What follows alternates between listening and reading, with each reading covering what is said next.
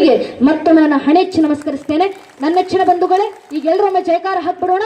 ದಯವಿಟ್ಟು ನಿಮ್ಮ ಎರಡೂ ಕೈಗಳನ್ನ ಗಾಡಿನ ತೂರ್ತ ಉಚ್ಚ ಕಂಠದಿಂದ ಭಾರತ ಮಾತೆಯ ಜೊತೆ ಜಯಘೋಷ ಹಾಕಿ ನಮ್ಮ ಜಯಘೋಷ ಸಮಸ್ತ ಕಂಠ ಭಾರತದಾದ್ಯಂತ ಪ್ರತಿಧ್ವನಿಸುವಂತಿರಲಿ. ಭಾರತ್ ಮಾತಾ ಕೀ, ಭಾರತ್ ಮಾತಾ ಕೀ, ವಂದೇ ವಂದೇ ಜೈ ಹಿಂದ್, ವಂದೇ ಮಾತರಂ. ಹರಿ ಓಂ ತತ್ಸತ್. ಶ್ರೀರಾಮಕೃಷ್ಣ ಅರ್ಪಣಮಸ್ತು.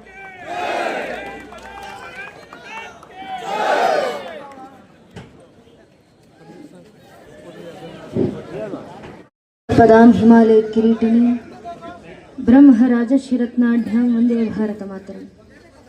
ಕ್ಷೇತ್ರದ ಗ್ರಾಮ ದೇವತೆಯ ಪಾದರವಿಂದಗಳಲ್ಲಿ ಶರಣಾಗತಿಯನ್ನು ಬಿಡ್ತಾ, ಕ್ಷೇತ್ರದ ಎಲ್ಲ ದೈವ ದೇವಿಯರುಗಳ ಪಾದರವಿಂದಗಳಲ್ಲಿ ಶರಣಾಗತಿಯನ್ನು ಕೋರ್ತಾ, ವ್ಯಾಸಪೀಠದ ಮೇಲೆ ಆಸೀನರಾಗಿರುವಂಥ ನೆಚ್ಚಿನ ವಿದ್ವತ್ ಗಣ್ಯರಿಗೆ, ನೆರೆದಿರುವಂಥ ಎಲ್ಲ ನನ್ನ ನೆಚ್ಚಿನ ದೇಶಭಕ್ತ ಬಾಂಧವರಿಗೆ, ಮಾತಾ ಭಗಿನಿಯರಿಗೆ, ಅಕ್ಕ ಅಣ್ಣಂದಿರಿಗೆ, ಇಡೀ ಕಾರ್ಯಕ್ರಮದಲ್ಲಿ ನಮಗೆ ಸಹಕಾರ ನೀಡ್ತಾ ಇರುವಂಥ ಆರಕ್ಷಕ ಬಂಧುಗಳಿಗೆ, ಪತ್ರಕರ್ತ ಬಾಂಧವರಿಗೆ ಹಾಗೂ ಎಲ್ಲ ಹಿರಿಕಿರಿಯರ ಪಾದಗಳಿಗೆ ನನ್ನ ಹಣೆ ಹೆಚ್ಚಿ ನಮಸ್ಕರಿಸ್ತೇನೆ.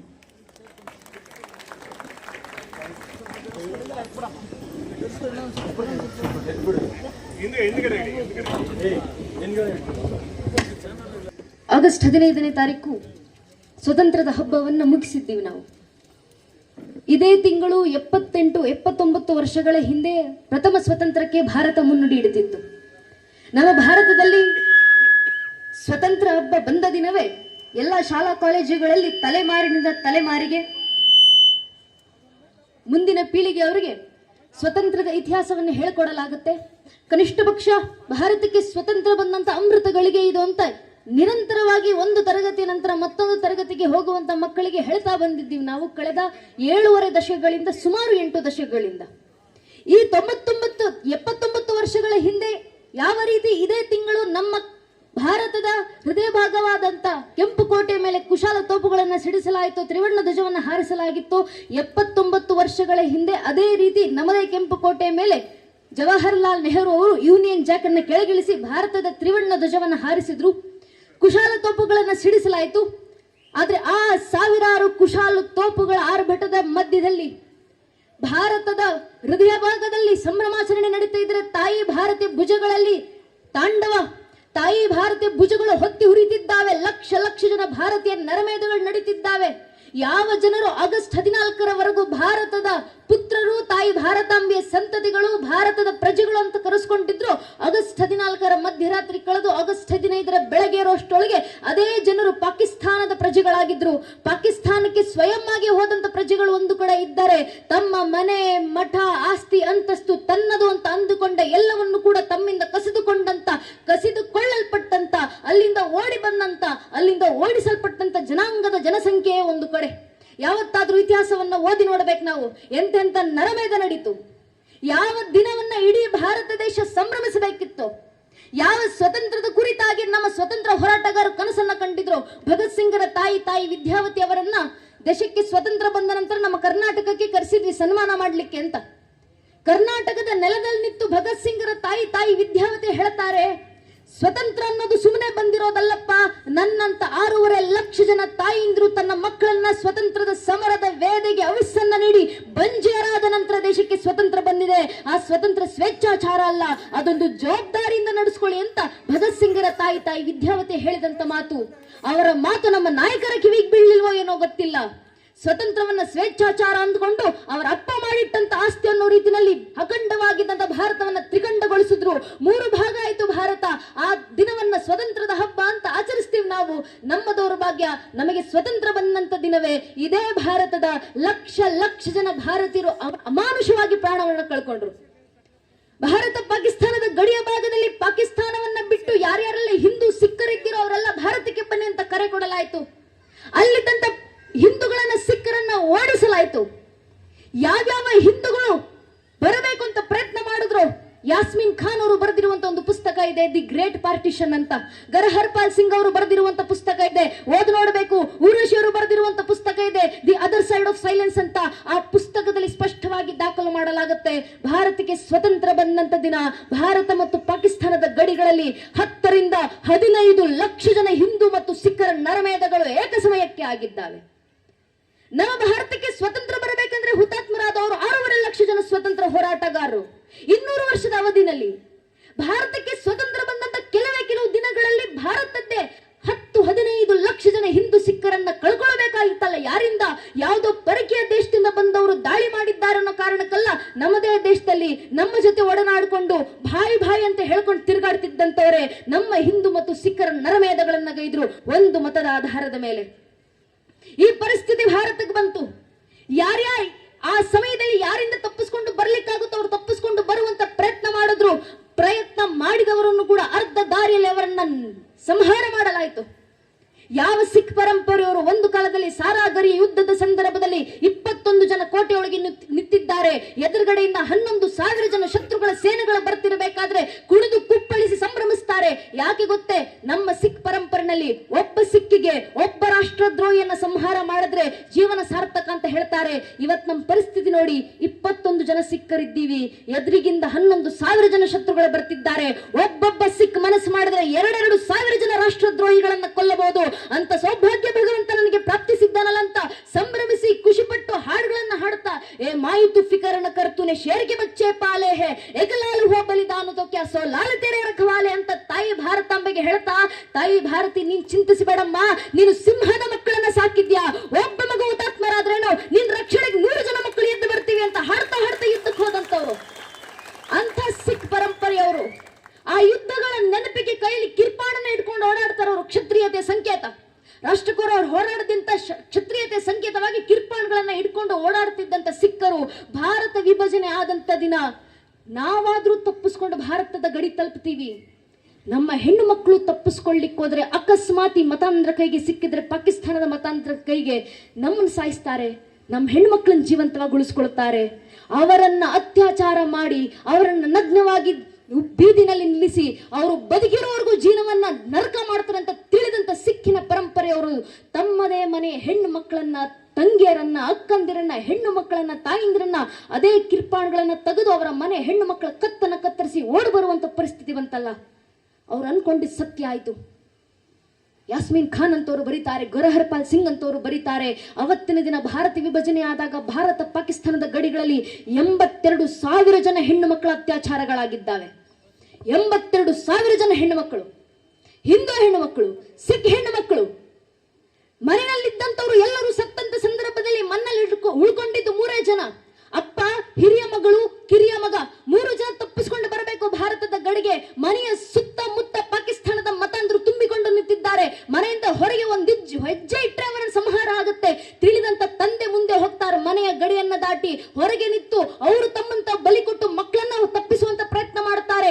ಆ ಮತಾಂಧ್ರ ಕಲ್ಲುಗಳಿಗೆ, ದಂಡಗಳಿಗೆ ಬಲಿಯಾಗ್ತಿದ್ದಂತ ತಂದೆಯನ್ನ, ರಕ್ತದ ಮಡುವಿನಲ್ಲಿ ಬಿದ್ದಿದ್ದಂತ ತಂದೆಯನ್ನು ನೋಡಿ ಸ್ತಬ್ಧವಾಗಿ ನಿಲ್ತಾರೆ. ಮಕ್ಕಳು ಏನು ಮಾಡಬೇಕು ತಿಳಿಯೋದಿಲ್ಲ. ಪುಟ್ಟ ಮಕ್ಕಳು ನಿಂತಿದ್ದಾರೆ, ಓಡ್ತಿಲ್ಲ ಅಂತ ನೋಡಿದ ಕೂಡಲೇ ತಂದೆ ಸಾಯೋಕು ಮುಂಚೆ ಕೊನೆ ಮಾತನ್ನ ಮಕ್ಕಳಿಗೆ ಹೇಳ್ತಾರೆ, ಭಾಗ್ ಮಿಲ್ಕಾ ಭಾಗ್ ಅಂತ. ಅವತ್ತಿನಿಂದ ಓಡ್ಲಿಕ್ಕೆ ಶುರು ಮಾಡಿದಂತ ಮಿಲ್ಕಾ ಸಿಂಗ್ ಇವತ್ತಿಗೂ ಜೀವನದಲ್ಲಿ ಓಡ್ತಿದ್ದೀನಿ ನಾನು ಅಂತ ಕಣ್ಣೀರಿಡ್ತವರ ಕಥೆಗಳನ್ನು ಹೇಳ್ಕೊಳ್ತಾರಲ್ಲ. ಇಂಥ ಎಷ್ಟು ಕಥೆಗಳು, ಎಷ್ಟು ಚರಿತ್ರೆಗಳು, ಎಷ್ಟು ಕಥೆ ಭಾಗಗಳು ಎಲ್ಲವನ್ನು ಮುಚ್ಚಿಡಲಾಯಿತು ನಮ್ಮ ಇತಿಹಾಸದ ಪಠ್ಯ ಪುಸ್ತಕಗಳಿಂದ. ಯಾಕೆ ಅಂತ ಕೇಳಿದ್ರೆ ಅಂದಿನ ನಾಯಕರು ಉತ್ತರ ಕೊಡ್ತಾರೆ, we have to downplay the tragedy that took place during the 1947 partition of India and Pakistan as per to secure the secularism of this very country. ಭಾರತದ ಜಾತ್ಯತೀತತೆ, ಸೌಹಾರ್ದತೆಯನ್ನ ಕಾಪಾಡಿಕೊಳ್ಳುವಂತ ನಿಟ್ಟಿನಲ್ಲಿ 1947ರಲ್ಲಿ ನಡೆದಂತ ವಿಭಜನೆಯ ಸಂದರ್ಭದ ದುರಂತವನ್ನ ನಾವು ಮುಂದಿನ ಪೀಳಿಗೆಗೆ ತಲುಪಿಸಬಾರ್ದಪ್ಪ, ದ್ವೇಷ ಬೆಳೆಸಬಾರ್ದು ಅನ್ನೋ ಕಾರಣ ಕೊಟ್ಟರು. ಇತಿಹಾಸದ ಪುಟಗಳನ್ನ ತಿರುವು ಹಾಕಬಹುದು, ಇತಿಹಾಸದ ಶಾಯಿಗಳನ್ನ ಗೀಚೋದ್ರಿಂದ ನಿಲ್ಲಿಸಬಹುದು. ಆದ್ರೆ ಆ ಇತಿಹಾಸದಲ್ಲಿ ಬಲಿಯಾದಂತ ಕುಟುಂಬಗಳ ಪರಿಸ್ಥಿತಿಗಳು ಎಷ್ಟು ಜನ ಇದ್ದಾರೆ? ನನ್ನ ಕಣ್ಣು ಮುಂದೆ ನನ್ನ ತಾಯಿಯನ್ನ ಕಳ್ಕೊಳ್ಳೋದು ನೋಡಿದ್ದೀನಿ ಅಂತ ಹೇಳುವಂತ ಮಕ್ಕಳು ಎಷ್ಟು ಜನ ಇದ್ದಾರೆ? ಅವರಿಗೆ ವಯಸ್ಸಾಗಿರ್ಬೋದು, ಅವರು ವೃದ್ಧರಾಗಿರ್ಬೋದು, ಆದ್ರೆ ಹೇಳ್ತಾರೆ ನಮಗೆ ಎಷ್ಟು ವಯಸ್ಸಾದ್ರೆ ಏನಪ್ಪಾ, ನಮ್ಮ ತಂದೆ ತಾಯಿಗೆ ಇವತ್ತಿಗೂ ನಾವು ಮಕ್ಕಳೇ ಅಲ್ವಾ ಅಂತ ತಂದೆ ತಾಯಿಂದ್ರನ್ನ ಕಣ್ಣು ಮುಂದೆ ಕಳ್ಕೊಂಡ್ವಿ ನಾವು. ಎಷ್ಟು ವಯಸ್ಸಾದ್ರೆ ಯಾವತ್ತು ಮೀರುತ್ತೆ ಆ ಕಷ್ಟ ನಮ್ಮದು. ಕಣ್ಣೀರಿಡುವಂತವರಿದ್ದಾರೆ. ಅಂಥ ಪರಿಸ್ಥಿತಿಗಳನ್ನ ನೋಡಿ ಲಕ್ಷಾಂತರ ಜನರ ಸಂಹಾರ ಗಡಿ ಭಾಗದಲ್ಲಾಯ್ತು. ಯಾರ ಸೌಭಾಗ್ಯವಂತ ಅವರು ಗಡಿಯನ್ನ ದಾಟಿ ಟ್ರೈನ್ ಅನ್ನ ಹತ್ತಿ ಭಾರತಕ್ಕೆ ಬರಬೇಕು. ಆದ್ರೆ ಲಾಹೋರ್ ಟ್ರೈನ್ ಅನ್ನ ಹತ್ತಿದಂತ ಒಬ್ಬ ವ್ಯಕ್ತಿ ಜೀವ ಸಹಿತ ಅಮೃತ್ಸರದ ಗಡಿಯನ್ನ ತಲುಪಲಿಲ್ಲ. ಟ್ರೈನ್ ನ ತುಂಬಾ ಶವಗಳ ಡೇರೆಗಳನ್ನು ಕಳಿಸ್ಕೊಡಲಾಗಿತ್ತು. ಟ್ರೈನ್ನ ಹಿಂದ್ಗಡೆ ಬರೆಯಲಾಗಿತ್ತು, ನೆಹರು ಮತ್ತು ಪಟೇಲರಿಗೆ ಸ್ವತಂತ್ರದ ಉಡುಗೊರೆ ಕೊಡ್ತಾ ಇದ್ದೀವಿ, ಸ್ವೀಕರಿಸಿ. ಟ್ರೈನ್ನ ತುಂಬಾ ಶವಗಳ ಡೇರೆಗಳು. ಅದ್ರಲ್ಲೂ ಯಾರು ಸೌಭಾಗ್ಯದಿಂದ ತಪ್ಪಿಸಿಕೊಂಡು ಬಂದ್ರು, ಭಾರತಕ್ಕೆ ಬಂದ್ರು, ಯಾವ ಪರಿಸ್ಥಿತಿನಲ್ಲಿ ನಿರಾಶ್ರಿತರಾಗಿ ತನ್ನ ದೇಶ ಅಂತ ಹೇಳ್ಕೊಳ್ಬೇಕಾಗಿದ್ದಂತ ಇದೇ ಭೂಮಿನಲ್ಲಿ ತನ್ನದೇ ನೆಲದಲ್ಲಿ ತಾನೇ ನಿರಾಶ್ರಿತರಾಗಿ ಬರುವಂತ ಪರಿಸ್ಥಿತಿ ಆ ಹಿಂದೂಗಳಿಗೆ ಬಂತು, ಸಿಖ್ಖರಿಗೆ ಬಂತು. ಯಾರ್ಯಾರು ನಿರಾಶ್ರಿತರಾಗಿ ದೇಶಕ್ಕೆ ಬಂದ್ರು ಅವರ ಹತ್ರ ಮಾತಾಡಿಸ್ಲಿಕ್ಕೆ ಮಹಾತ್ಮ ಗಾಂಧೀಜಿಯವರು ಹೋಗ್ತಾರೆ. Complete works of Mahatma Gandhi ಎಂಬ ಪುಸ್ತಕ ಇದೆ, 16 ವಾಲ್ಯೂಮ್ಗಳ ಪುಸ್ತಕ. ಯಾವತ್ತಾದ್ರೂ ಓದಿ ನೋಡಿ, ನನ್ನ ಮಾತಲ್ಲ. Complete works of Mahatma Gandhi ಪುಸ್ತಕದಲ್ಲಿ ದಾಖಲು ಮಾಡಲಾಗಿದೆ. ನಿರಾಶ್ರಿತರಾಗಿ ಆಶ್ರಯ ಬಯಸಿ ಬಂದಂತ ಹಿಂದೂ ಮತ್ತು ಸಿಖ್ಖರ ಕುಟುಂಬಗಳಿಗೆ ಮುಂದೆ ಮಾತಾಡಲಿಕ್ಕೆ ಹೋದಂತ ಮಹಾತ್ಮ ಗಾಂಧೀಜಿಯವರು ಹೇಳ್ತಾರೆ, I understand you want to go back to your lands and snatch your homes back from your offenders, but I believe you shall not do so. And if you do so, if you go back to your lands, I believe you shall go back with love and not with hatred. And even if you die, you shall die without hatred in your heart. ನಾನು ಭಾವಿಸ್ತೀನಿ, ನನಗೆ ಅರ್ಥ ಆಗುತ್ತೆ, ನೀವು ವಾಪಸ್ ನಿಮ್ ನೆಲಕ್ಕೆ ಹೋಗಬೇಕು ಅಂತ ಆಸೆ ಪಡ್ತೀರಾ, ನಿಮ್ಮ ಮನೆಗಳನ್ನ ವಾಪಸ್ ತಗೊಳ್ಬೇಕು ಅಂತ ನೀವು ಆಸೆ ಪಡ್ತೀರಾ, ನನಗೆ ಅರ್ಥ ಆಗುತ್ತೆ. ಆದ್ರೆ ನಾನ್ ನಂಬ್ತೀನಿ ನೀವ ಕೆಲಸ ಮಾಡುವಂತಿಲ್ಲ. ಅಕಸ್ಮಾತ್ ನಿಮ್ಮ ನೆಲಗಳಿಗೆ ನೀವು ವಾಪಸ್ ಹೋಗ್ತೀನಿ ಅಂದ್ರೆ ಹೋಗಿ, ಆದ್ರೆ ದ್ವೇಷವನ್ನು ಇಟ್ಕೊಂಡು ಹೋಗ್ಬೇಡಿ, ಪ್ರೀತಿಯನ್ನ ಇಟ್ಕೊಂಡು ಹೋಗಿ. ಆ ಭೂಮಿನಲ್ಲಿ ನೀವು ಸತ್ತರೆ ದ್ವೇಷ ಇಲ್ಲದೆ ಸಾಯಿರಿ. ಇದು ನಮಗೆ ನಮ್ಮ ಧರ್ಮ ಮಾಡುವಂತ ಪಾಠ ಅಂತ ಮಹಾತ್ಮ ಗಾಂಧೀಜಿಯವರು ಹೇಳಿದ್ ಯಾರ ಮುಂದೆ? ಯಾರು ದ್ವೇಷದ ಕಾರಣದಿಂದ ಮನೆ, ಮಠ, ಕುಟುಂಬ ಎಲ್ಲವನ್ನ ಕಳೆದುಕೊಂಡ್ರು, ತಂದೆ ತಾಯಿಯನ್ನ ಕಳೆದುಕೊಂಡು ಅನಾಥರಾಗಿ ಬಂದಂತ ಮಕ್ಕಳು, ಮಕ್ಕಳನ್ನ ಕಳೆದುಕೊಂಡು ಬಂಜೇರಾಗಿ ಬಂದಂತ ತಾಯಿಂದ್ರು, ಗಂಡನನ್ನ ಕಳೆದುಕೊಂಡು ವಿಧವೆಯರಾದಂತ ತಾಯಿಂದಿರು, ತಮ್ಮ ಕುಟುಂಬವನ್ನ ತಮ್ಮಂದ ಕಸಿಯಲ್ಪಟ್ಟಾಗ, ತಮ್ಮ ಹೆಣ್ಣು ಮಕ್ಕಳು, ಮನೆಯ ತಾಯಿಂದಿರು, ಅಕ್ಕ ತಂಗಿಯರನ್ನ ಕಳ್ಕೊಂಡಾಗ, ಅರೆ ನಾನು ಬದುಕಿದ್ದಾಗಲೇ ನನ್ನ ಜೀವನವನ್ನ, ಕುಟುಂಬವನ್ನ ಕಳ್ಕೊಂಡಲ್ಲಪ್ಪ, ನಾನೊಬ್ಬ ಜೀವ ಸಹಿತ ಬಂದ್ಬಿಟ್ನಲ್ಲ, ನಾನೆಂತ ಸ್ವಾರ್ಥಿ ಅಂತ ಯೋಚನೆ ಮಾಡ್ತಾ ಜೀವನ ಪೂರ್ತಿ ನರಳಾಡಬೇಕಾದಂತ ವ್ಯಕ್ತಿಗಳ ಮುಂದೆ ನಿಂತು ಮಹಾತ್ಮ ಗಾಂಧೀಜಿಯವರು ಹೇಳ್ತಾರೆ, ಅವರು ಮಾಡಿದ್ ಏನು ಬೇಕಾದ್ರೂ ಮಾಡ್ಬೋದು, ಆದ್ರೆ ಅವ್ರ ವಿರುದ್ಧ ದೇಶ ಇಟ್ಕೊಳ್ಬೇಡಿ ಅಂತ. ನಿರಾಶ್ರಿತರಿಗೆ ಅವರು ಹೇಳಿದಂತ ಮಾತು ಸರಿನೋ ತಪ್ಪು ಎಂಬುದು ನನ್ನ ವಿಚಾರ ಅಲ್ಲ, ಆ ವಿಚಾರ ನಿಮಗೆ ಬಿಡ್ತೀನಿ. ಇರೋ ಇತಿಹಾಸವನ್ನ ಹೇಳುವಂತ ಪ್ರಯತ್ನ ಅಷ್ಟೇ ಮಾಡ್ತಿರೋದು ನಾನು. ಏನಕ್ಕೆ ಪ್ರಯತ್ನಗಳು ಮಾಡಿದ್ರು ನಮ್ಮ ನಾಯಕರು? ಕಾರಣ ಇಷ್ಟೇ, ದೇಶದ ಸೌಹಾರ್ದತೆ ಕಾಪಾಡಬೇಕು, ಭ್ರಾತೃತ್ವವನ್ನ ಕಾಪಾಡಬೇಕು. ದೇಶವೇ ತುಂಡಾಯ್ತು, ಆ ಸಂದರ್ಭದಲ್ಲೂ ಸೌಹಾರ್ದತೆ ಕಾಪಾಡುವಂತ ಪ್ರಯತ್ನವನ್ನ ನಮ್ಮ ಅಂದಿನ ನಾಯಕರು ಮಾಡಿದ್ರು. ಸರಿ, ಯಾವ ಮಟ್ಟಕ್ಕೆ? ಇತಿಹಾಸದ ಪುಟಗಳನ್ನ ತಿರುವು ಹಾಕಿ ನೋಡಿದ ನಮಗೆ ಅರ್ಥ ಆಗುತ್ತೆ, ದೇಶ ವಿಭಜನೆ ಆಗುವ ಕಾರಣವೇ ಈ ಸೌಹಾರ್ದತೆ, ಈ ಸೌ ಕಾಲ್ಡ್ ಭ್ರಾತೃತ್ವ. ನಮ್ಮ ನಾಯಕರಿಗೆ ಅರ್ಥವೇ ಆಗ್ಲಿಲ್ಲ. ಸೌಹಾರ್ದತೆ ಅಂದ್ರೆ ಕಣ್ಣು ಮುಂದೆ ಆಗ್ತಿರುವಂತ ಅಪರಾಧಗಳ ಜೊತೆ ರಾಜಿ ಅಲ್ಲ ಅನ್ನೋದು ನಮ್ಮ ನಾಯಕರಿಗೆ ಅರ್ಥ ಆಗ್ಲಿಲ್ಲ. ನಿರಂತರ ರಾಜಿ ಮಾಡ್ಕೊಂಡು ಬಂದ್ರು, ಒಂದಾದ ನಂತರ ಒಂದು. 1927 ಇಡೀ ಭಾರತದಾದ್ಯಂತ ಹಿಂದೂ ಧರ್ಮವನ್ನ ಬಿಟ್ಟು ಹೋಗಿ ಮತಾಂತರ ಆಗಿರುವಂತ ಹಿಂದೂಗಳನ್ನ ವಾಪಸ್ ಗರ್ವಾಪ್ಸಿ ಮಾಡುತ್ತಾ, ನೀವ್ ಏನು ಮಾಡೋದು ಬೇಡಪ್ಪ, ಹರಿಬೋಲ್, ರಾಮನ ಹೆಸರನ್ನ ಹೇಳಿ, ಕೃಷ್ಣನ ಹೆಸರನ್ನ ಹೇಳಿ, ಭಗವಂತನ ಹೆಸರನ್ನ ಬಾಯಿಂದ ಉಚ್ಚರಿಸಿ ಸಾಕು, ನೀವ್ ವಾಪಸ್ ಹಿಂದೂ ಧರ್ಮಕ್ಕೆ ಬಂದ ಹಾಗೆ ನಾವು ನಿಮ್ಮನ್ನು ಸ್ವೀಕರಿಸ್ತೀವಿ ಅಂತ ಇಡೀ ದೇಶದಾದ್ಯಂತ ಹಿಂದೂಗಳನ್ನ ಗರ್ವಾಪ್ಸಿ ಮಾಡುತ್ತಿದ್ದಂತ ಶ್ರದ್ಧಾನಂದರು, ಅಹಿಂಸೆಯ ಮಾರ್ಗದಲ್ಲಿ ಕೆಲಸ ಮಾಡ್ತಿದ್ದವರಲ್ವಾ. ಶ್ರದ್ಧಾನಂದರ ಹತ್ಯೆ ಆಯ್ತು, ಹತ್ಯೆ ಮಾಡಿದವ Abdul Rashid. 1927 Young India magazine ಅಲ್ಲಿ ಮಹಾತ್ಮ ಗಾಂಧೀಜಿಯವರು ಒಂದು ಆರ್ಟಿಕಲ್ ಅನ್ನು ಬರೀತಾರೆ. ಆರ್ಟಿಕಲ್ ನ ಹೆಸರು the case of Abdul Rashid. ಆ ಆರ್ಟಿಕಲ್ ನಲ್ಲಿ ಮಹಾತ್ಮ ಗಾಂಧೀಜಿಯವರು ಉಲ್ಲೇಖಿಸುತ್ತಾರೆ, the supreme bravery and the faith of Abdul Rashid demands admiration. Quote on quote, ಒಂದು ಪದ ನನ್ನದಲ್ಲ. ಮಹಾತ್ಮ ಗಾಂಧೀಜಿಯವರು ಬರೀತಾರೆ, ಅಬ್ದುಲ್ ರಶೀದ್ ನ ಪರಮ ಧೀರತನ ಮತ್ತು ಅವನ ಭಕ್ತಿಗೆ ನಾನು ಶ್ಲಾಘನೆ ವ್ಯಕ್ತಪಡಿಸಲೇಬೇಕು. ಕೊಲೆಗಡಕನನ್ನು ಸಮರ್ಥಿಸಿಕೊಂಡ್ವಿ ನಾವು, ಒಂದಲ್ಲ ಒಂದು ರೂಪದಲ್ಲಿ. ಸಿಟ್ಟು ಬರೋದು ಈ ಕಾರಣಕ್ಕಲ್ಲ ಸ್ವಾಮಿ. ಭಗತ್ ಸಿಂಗರು ನೇಣುಗಂಬಕ್ಕೇರುತ್ತಾರೆ. ಭಗತ್ ಸಿಂಗರು ನೇಣುಗಂಬಕ್ಕೇರಿದಂತ 3 ದಿನಗಳಲ್ಲಿ ಕಾಂಗ್ರೆಸ್ ಅಧಿವೇಶನದಲ್ಲಿ ನಿಂತು ಮಹಾತ್ಮ ಗಾಂಧೀಜಿಯವರು ಮಾತಾಡ್ತಿರ್ಬೇಕಾದ್ರೆ ಮಹಾತ್ಮ ಗಾಂಧೀಜಿಯವರು ಹೇಳುವಂತ ಮಾತೇನು ಗೊತ್ತೇ? We shall not follow the actions of Bhagat Singh. The way they pursued was nothing but waste and futile. ಭಗತ್ ಸಿಂಗ್ ಪಾಲಿಸಿದಂತ ಮಾರ್ಗ ವ್ಯರ್ಥ ಮತ್ತು ಅದರಿಂದ ಯಾವುದು ಕೆಲಸ ಆಗೋದಿಲ್ಲ. ಆದ್ರಿಂದ ನೀವು ಯಾರು ಭಗತ್ ಸಿಂಗರ ಮಾರ್ಗವನ್ನ ಪಾಲಿಸಬೇಡಿ. ಭಗತ್ ಸಿಂಗರು ಹುತಾತ್ಮರಾದಂತ ನಂತರ ಯಂಗ್ ಇಂಡಿಯಾ ಮ್ಯಾಗಝಿನ್ ಅಲ್ಲಿ ಮಹಾತ್ಮ ಗಾಂಧೀಜಿಯವರು ಬರೀತಾರೆ ಭಗತ್ ಸಿಂಗ್ನ ಬಗ್ಗೆ. What Bhagat Singh did was error. I want you to understand this. Bhagat Singh ಮಾಡಿ ತಪ್ಪು ಅನ್ನೋದು ನಿಮ್ಗೆ ಅರ್ಥ ಆಗಬೇಕು. ಯಾರ್ಯಾರೋ ಹೇಳೋದು ಬಿಡಿ, ಮಹಾತ್ಮ ಗಾಂಧೀಜಿಯವರು ಬರೆಯೋದು ಬಿಡಿ. ಲಾರ್ಡ್ ಇರ್ವಿನ್ ಜೊತೆ ಮಾತಾಡ್ಲಿಕ್ಕೆ ಹೋದಂತ ಮಹಾತ್ಮ ಗಾಂಧೀಜಿಯವರ ಸಂಭಾಷಣೆಯನ್ನ ಅವರದ್ದೇ ಪ್ರೈವೇಟ್ ಸೆಕ್ರೆಟರಿ ಆಗಿದ್ದಂತ ಮಹಾದೇವ್ ದೇಸಾಯಿ ಅವರು ಹೇಳಿದಂತ ಆಧಾರದ ಮೇಲೆಗೆ ಜೈನ್ ನರಸಿಂಹ ಶರ್ಮಾ ಅವರು ಬರೆದಿರುವಂತ ಒಂದು ಆರ್ಟಿಕಲ್ ಇದೆ, Bhagat Singh and Mahatma Gandhi the clash of ideologies ಅಂತ ಆರ್ಟಿಕಲ್ ನಲ್ಲಿ ಉಲ್ಲೇಖಿಸ್ತಾರೆ. ಇರ್ವಿನ್ ಜೊತೆ ಮಾತಾಡಿದಂತ ಮಹಾತ್ಮ ಗಾಂಧೀಜಿಯವರು ಭಗತ್ ಸಿಂಗರ ಕುರಿತಾಗಿ ಹೇಳ್ತಾರೆ, Bhagat Singh might be brave but is mind is not in the right place. Bhagat Singh ಧೀರನಾಗಿರ್ಬೋದು, ಆದ್ರೆ ಭಗತ್ ಸಿಂಗಿನ ಮನಸ್ಥಿತಿ ಸರಿ ಇಲ್ಲ ಅಂತ ಬ್ರಿಟಿಷ್ ಆದಂತ ವೈಸ್ರಾಯ್ ಇರ್ವಿನ್ಗೆ ಮಹಾತ್ಮ ಗಾಂಧೀಜಿಯವರು ಹೇಳಿದಂತ ಮಾತು ಭಗತ್ ಸಿಂಗ್ನ ಕುರಿತಾಗಿ. ಇಂತಹ ಮಹಾತ್ಮ ಗಾಂಧೀಜಿಯವರು ಒಂದು ಕಾಲದಲ್ಲಿ ಅಬ್ದುಲ್ ರಶೀದನನ್ನ ಸಮರ್ಥಿಸಿಕೊಳ್ತಾರೆ. ಯಾವ ನೆಪದಲ್ಲಿ? ಸೌಹಾರ್ದತೆ ಹೆಸರಲ್ಲಿ. ಅಲ್ಲಿಗೂ ಒಪ್ಪಿಕೊಂಡು ಭಾರತ ಸುಮ್ಮನಾಯ್ತು, ಹಿಂದೂಗಳು ಸುಮ್ಮನಾದ್ವಿ, ಭಾರತೀಯರು ಸುಮ್ಮನಾದ್ವಿ. ನಮ್ಮ ನಾಯಕರ ಸೌಹಾರ್ದತೆ ಅಲ್ಲಿಗೆ ನಿಲ್ಲಿಲ್ಲ. 1937 ಕಾಕಿನಾಡದ ಅಧಿವೇಶನ ನಡೀತಿದೆ. ನಾವು ಒಂದೇ ಮಾತನ್ನು ಹಾಡದ್ವಲ್ಲ, ವಿಷ್ಣು ದಿಗಂಬರ ಪುಲಸ್ಕರೆ ಕಂಚಿನ ಕಂಠದ ಗಾಯಕರು ಒಂದೇ ಮಾತ್ರ ಹಾಡ್ಲಿಕ್ಕೆ ಬಂದು ನಿಂತಿದ್ದಾರೆ ಅಧಿವೇಶನದಲ್ಲಿ. ಅಧಿವೇಶನದ ಅಧ್ಯಕ್ಷರಾಗಿ ಮೌಲಾನಾ ಮೊಹಮ್ಮದ್ ಅಲಿ ಕೂತಿದ್ದಾರೆ. ವಿಷ್ಣು ದಿಗಂಬರ ಪುಲಸ್ಕರ್ ಅವರು ಬಂದ ಕೂಡಲೇ ಮೌಲಾನಾ ಮೊಹಮ್ಮದ್ ಅಲಿ ಹೇಳ್ತಾರೆ, ನೀವು ಒಂದೇ ಮಾತ್ರ ಹಾಡುವಂತಿಲ್ಲ.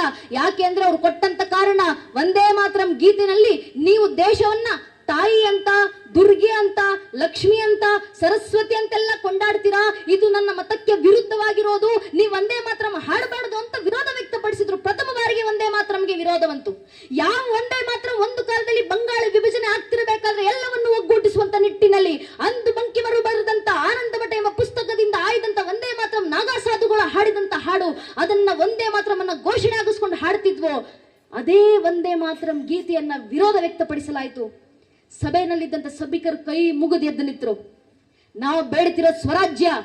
ಸ್ವರಾಜ್ಯ ಅಂದ್ರೆ ನನ್ನ ರಾಷ್ಟ್ರ, ನನ್ನ ರಾಷ್ಟ್ರದಲ್ಲಿ ನನ್ನ ರಾಜ್ಯ, ನನ್ನ ರಾಜ್ಯದಲ್ಲಿ ನನ್ನ ರಾಜ್ಯಭಾರ, ನನ್ನ ದೇಶದಲ್ಲಿ ನನ್ನ ರಾಜ್ಯಭಾರದಲ್ಲಿ ನನ್ನ ತಾಯಿ ಭಾರತಾಂಬೆ ನನ್ನ ಇಚ್ಛೆ ಪಟ್ಟಾಗಿ ನಾನು ಕೊಂಡಾಡ್ಲಿಲ್ಲ ಅಂದ್ರೆ ಇನ್ ಯಾರು ಸ್ವಾಮಿ ಬಂದ್ ಕೊಂಡಾಡ್ತಾರೆ ನಮ್ಮ ತಾಯಿಯನ್ನ, ನಮ್ಮ ಭಾರತಾಂಬೆಯನ್ನ? ನೀವು ಹಾಡಲೇಬೇಕು.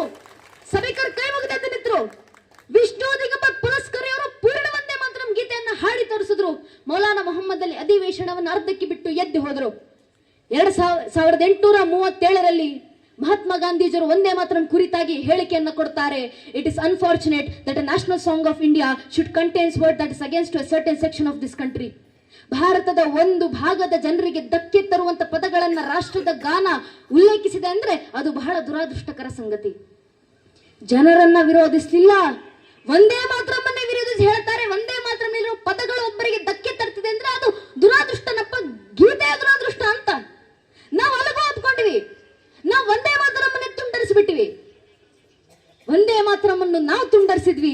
ಆದ್ರೆ 7.5 ದಶಕಗಳ ನಂತರವೂ ಯಾರಿಗೋಸ್ಕರ ಒಂದೇ ಮಾತ್ರ ತುಂಡರಿಸಿದ್ವೋ ಅವ್ರು ಇವತ್ತಿಗೂ ಒಂದೇ ಮಾತ್ರ ಹಾಡೋದು ಬಿಡಿ, ಒಂದೇ ಮಾತ್ರ ಘೋಷಣೆ ಕೂಡ ಹಾಕೋದಿಲ್ಲ.